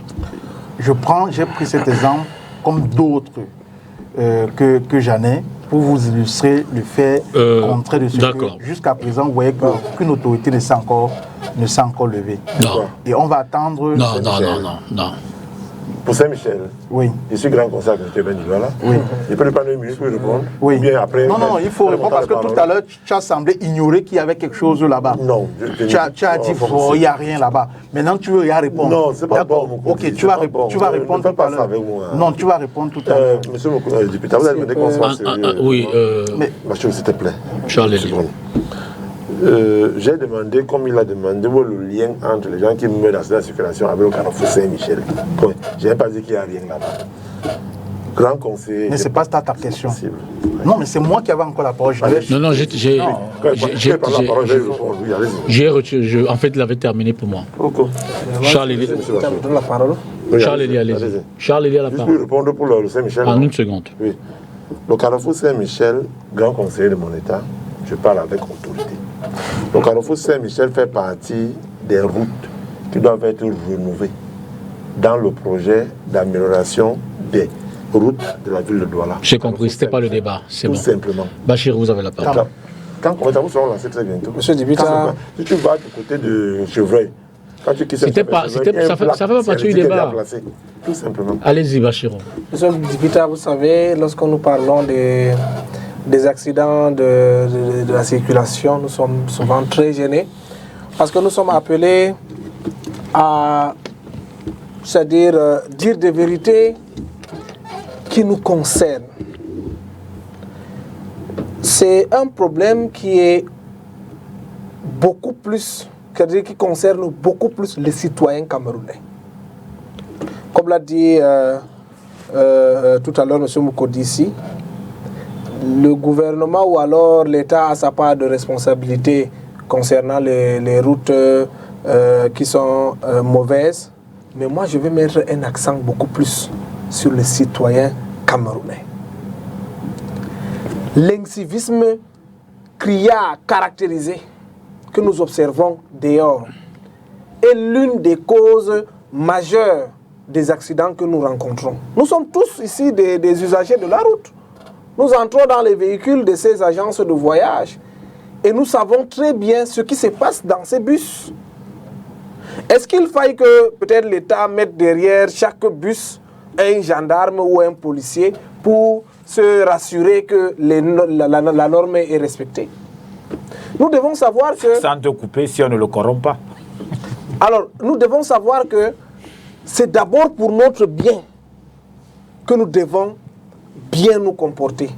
Je vais prendre un exemple sur la petite vidéo qui circulait concernant la descente du ministre des Transports que j'apprécie beaucoup parce que nous aimons également voir des ministres sur le terrain. Il fait partie des ministres que moi j'apprécie le plus au Cameroun. Il a fait une descente surprise et séance tenante avec des vidéos à l'appui. Nous avons constaté qu'il y avait également une agence de voyage qui présentait un certain nombre de défaillances. Défaillances sur le véhicule, défaillances sur les normes concernant le nombre de personnes qui devaient être dans la voiture. Et curieusement, si vous avez vu la petite tranche que je vais vous faire observer tout de suite, c'est que lorsqu'il a dit que vous descendez et que l'agence va envoyer un autre bus pour vous, vous avez constaté la réaction des passagers. Ils n'étaient pas d'accord. Ça veut dire qu'ils étaient capables de supplier le ministre pour qu'il puisse voyager dans cet état. Et bien entendu, 10 minutes ou 20 minutes plus tard, si quelque chose se produisait, on allait sans doute dire tout ce qu'on a à dire. La première responsabilité, c'est d'abord le caractère civique des citoyens. Les citoyens doivent prendre leurs responsabilités. Le deuxième problème que moi j'identifie, c'est la corruption. La corruption a fait son nid dans le domaine du transport de façon générale. De l'obtention des permis de conduire, nous savons très bien qu'il y a des personnes qui se battent par tous les moyens pour essayer d'obtenir cette pièce importante par des moyens qui sont peu orthodoxes. Et demain, ils oublient qu'ils peuvent être des victimes des accidents de la route. Les accidents ne choisissent pas. Les accidents ne connaissent pas que ça c'est telle personnalité, ça c'est tel individu pauvre, et ainsi de suite. La preuve, je crois que c'est aujourd'hui que nous enterrons notre star de football qui a été victime d'un accident de circulation. C'est la preuve que les accidents de la route ne choisissent pas de personnes. La corruption a fait son nid dans les secteurs qui sont censés contrôler. M. Magloire Ndo a failli laisser la ville. Exactement, ici même dans le littoral. Alors, dans le centre. Nous constatons justement que cette corruption a fait son nid dans tous les services qui sont censés contrôler le domaine du transport. Nous voyons régulièrement sur la route des personnes habillées en chasuble identifiable qui font partie de la prévention routière. Nous savons très bien ce qui se passe là-bas. Vous pouvez facilement rencontrer une personne en train de voyager, elle n'est pas en règle, mais elle sait comment faire pour passer. Nous avons des contrôles policiers. Parce que très souvent, lorsqu'il se produit un accident, on se pose justement souvent la question comment est-ce que ce véhicule a fait pour passer les contrôles. Je vous prends un exemple. Il y avait un véhicule qui a pris feu dans la région de l'extrême nord. Des informations qui ont circulé font état de ce qu'ils avaient chargé du carburant dans le véhicule. Absolument. Et au lieu dit même de l'incendie, lorsqu'on évalue le trajet que le bus a déjà eu à faire, on se rend compte que le bus a déjà traversé un certain nombre de supposés contrôles. Comment ils ont fait pour traverser ces contrôles? Voilà des interrogations qu'on devait se poser. On devait se poser un certain nombre de questions. Les policiers ou alors les agents de la prévention qu'ils auraient dû rencontrer sur le terrain doivent s'interroger. Voilà donc où intervient le caractère de la corruption. Je vais finir sur l'aspect de nos routes, que je trouve également important. J'ai commencé par citer ces deux autres aspects en premier, parce que moi je me dis que ces aspects peuvent être corrigés par nous-mêmes. Maintenant, le dernier aspect, c'est l'état de la route. Comment est-ce que nous pouvons circuler en 2024 sur les routes que nous observons actuellement au Cameroun? Prenons le corridor Ngaoundéré-Garoua, qui a moins de 500 km et où les usagers font plus de 10 heures de temps sur cette route.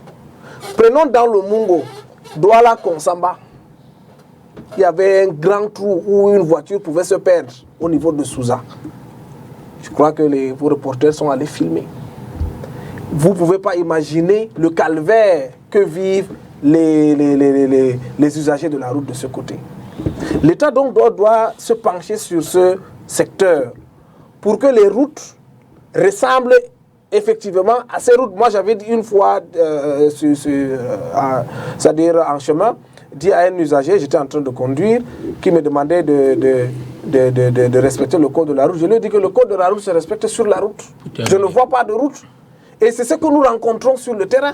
C'est-à-dire on met le code de la route à côté parce qu'on se rend compte qu'il n'y a pas de route. Maintenant c'est chacun qui doit se débrouiller. Vous vous rendez compte qu'une personne qui est censée être à droite... C'était quel trajet?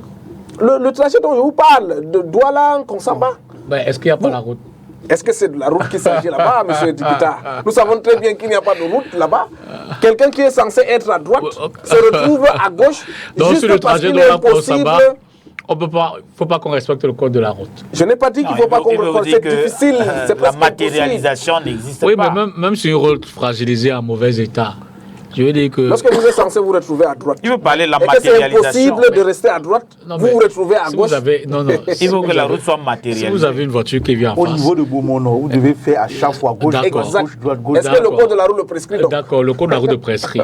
Si vous avez un obstacle devant vous et que vous avez une voiture qui vient sur l'autre côté et que la seule possibilité de passage c'est l'autre côté, vous appréciez la priorité. Vous marquez un temps d'arrêt et celui qui a la priorité de passage passe.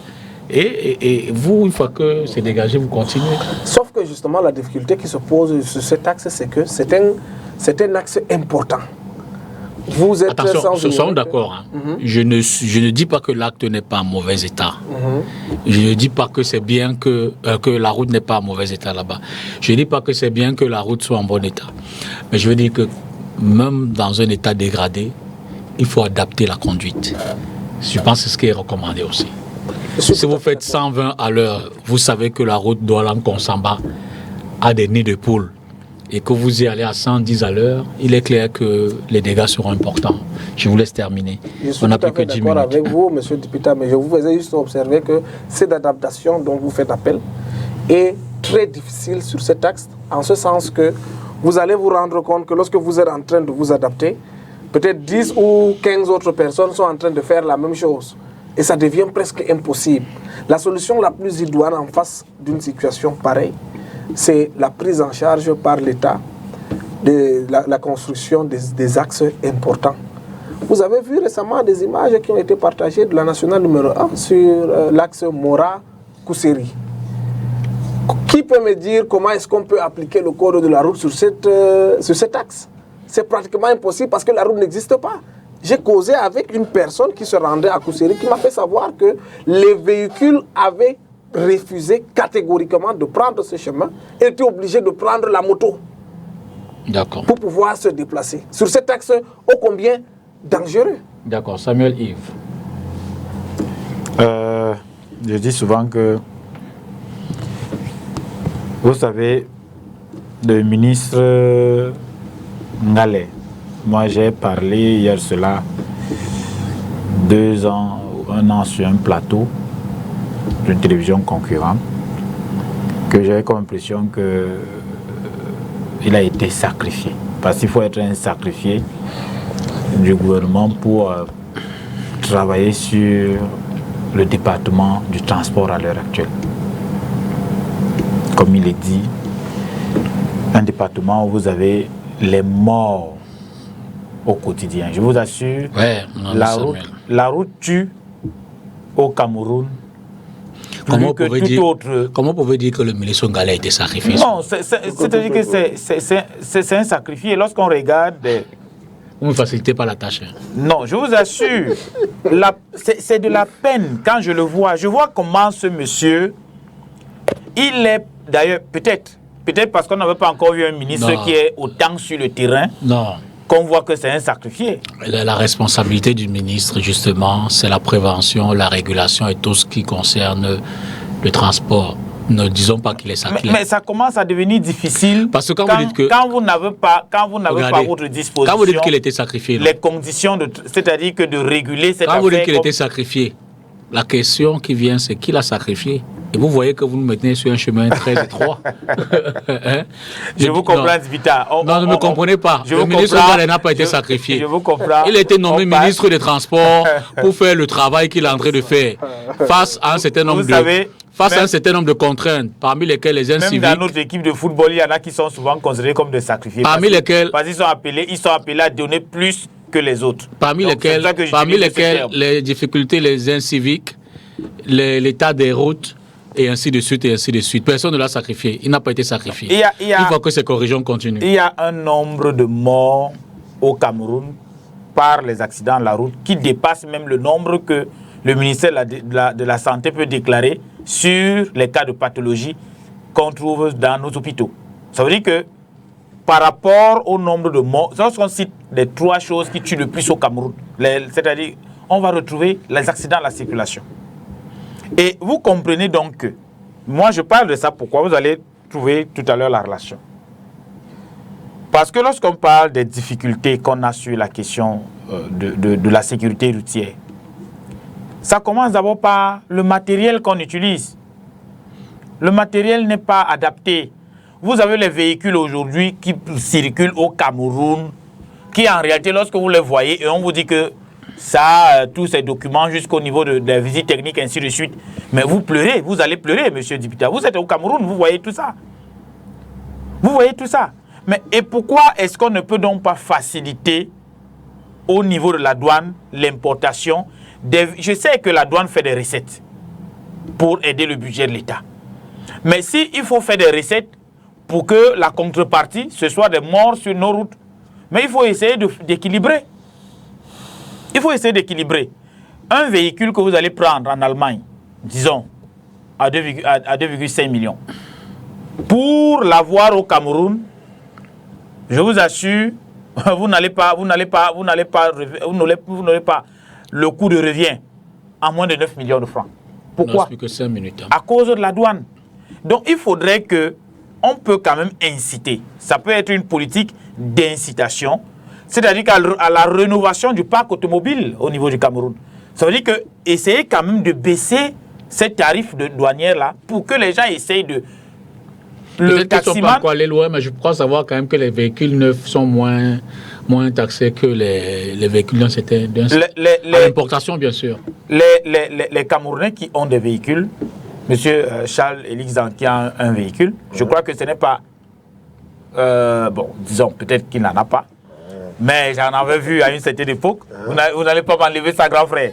Donc, je disais que les véhicules que les taximans ont, les usagers, certains usagers, ce n'est pas une question de luxe. C'est une question de nécessité pour l'emploi, pour les activités. Et lorsque vous voyez, par exemple, les camions qui circulent, si déjà avoir une petite Yaris sans publicité, on peut y arriver à faire ce genre de dépenses.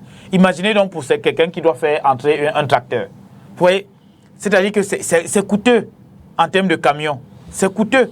Donc il faut essayer de revoir la politique de tarification douanière pour inciter. Deuxième chose que je vais dire, on a des promoteurs véreux, vraiment. Parce une seconde, parce qu'il ne va plus rester que 3 minutes. Oui. On a des promoteurs véreux. Lorsque vous voyez aujourd'hui ces agences de voyage, ces entreprises de transport.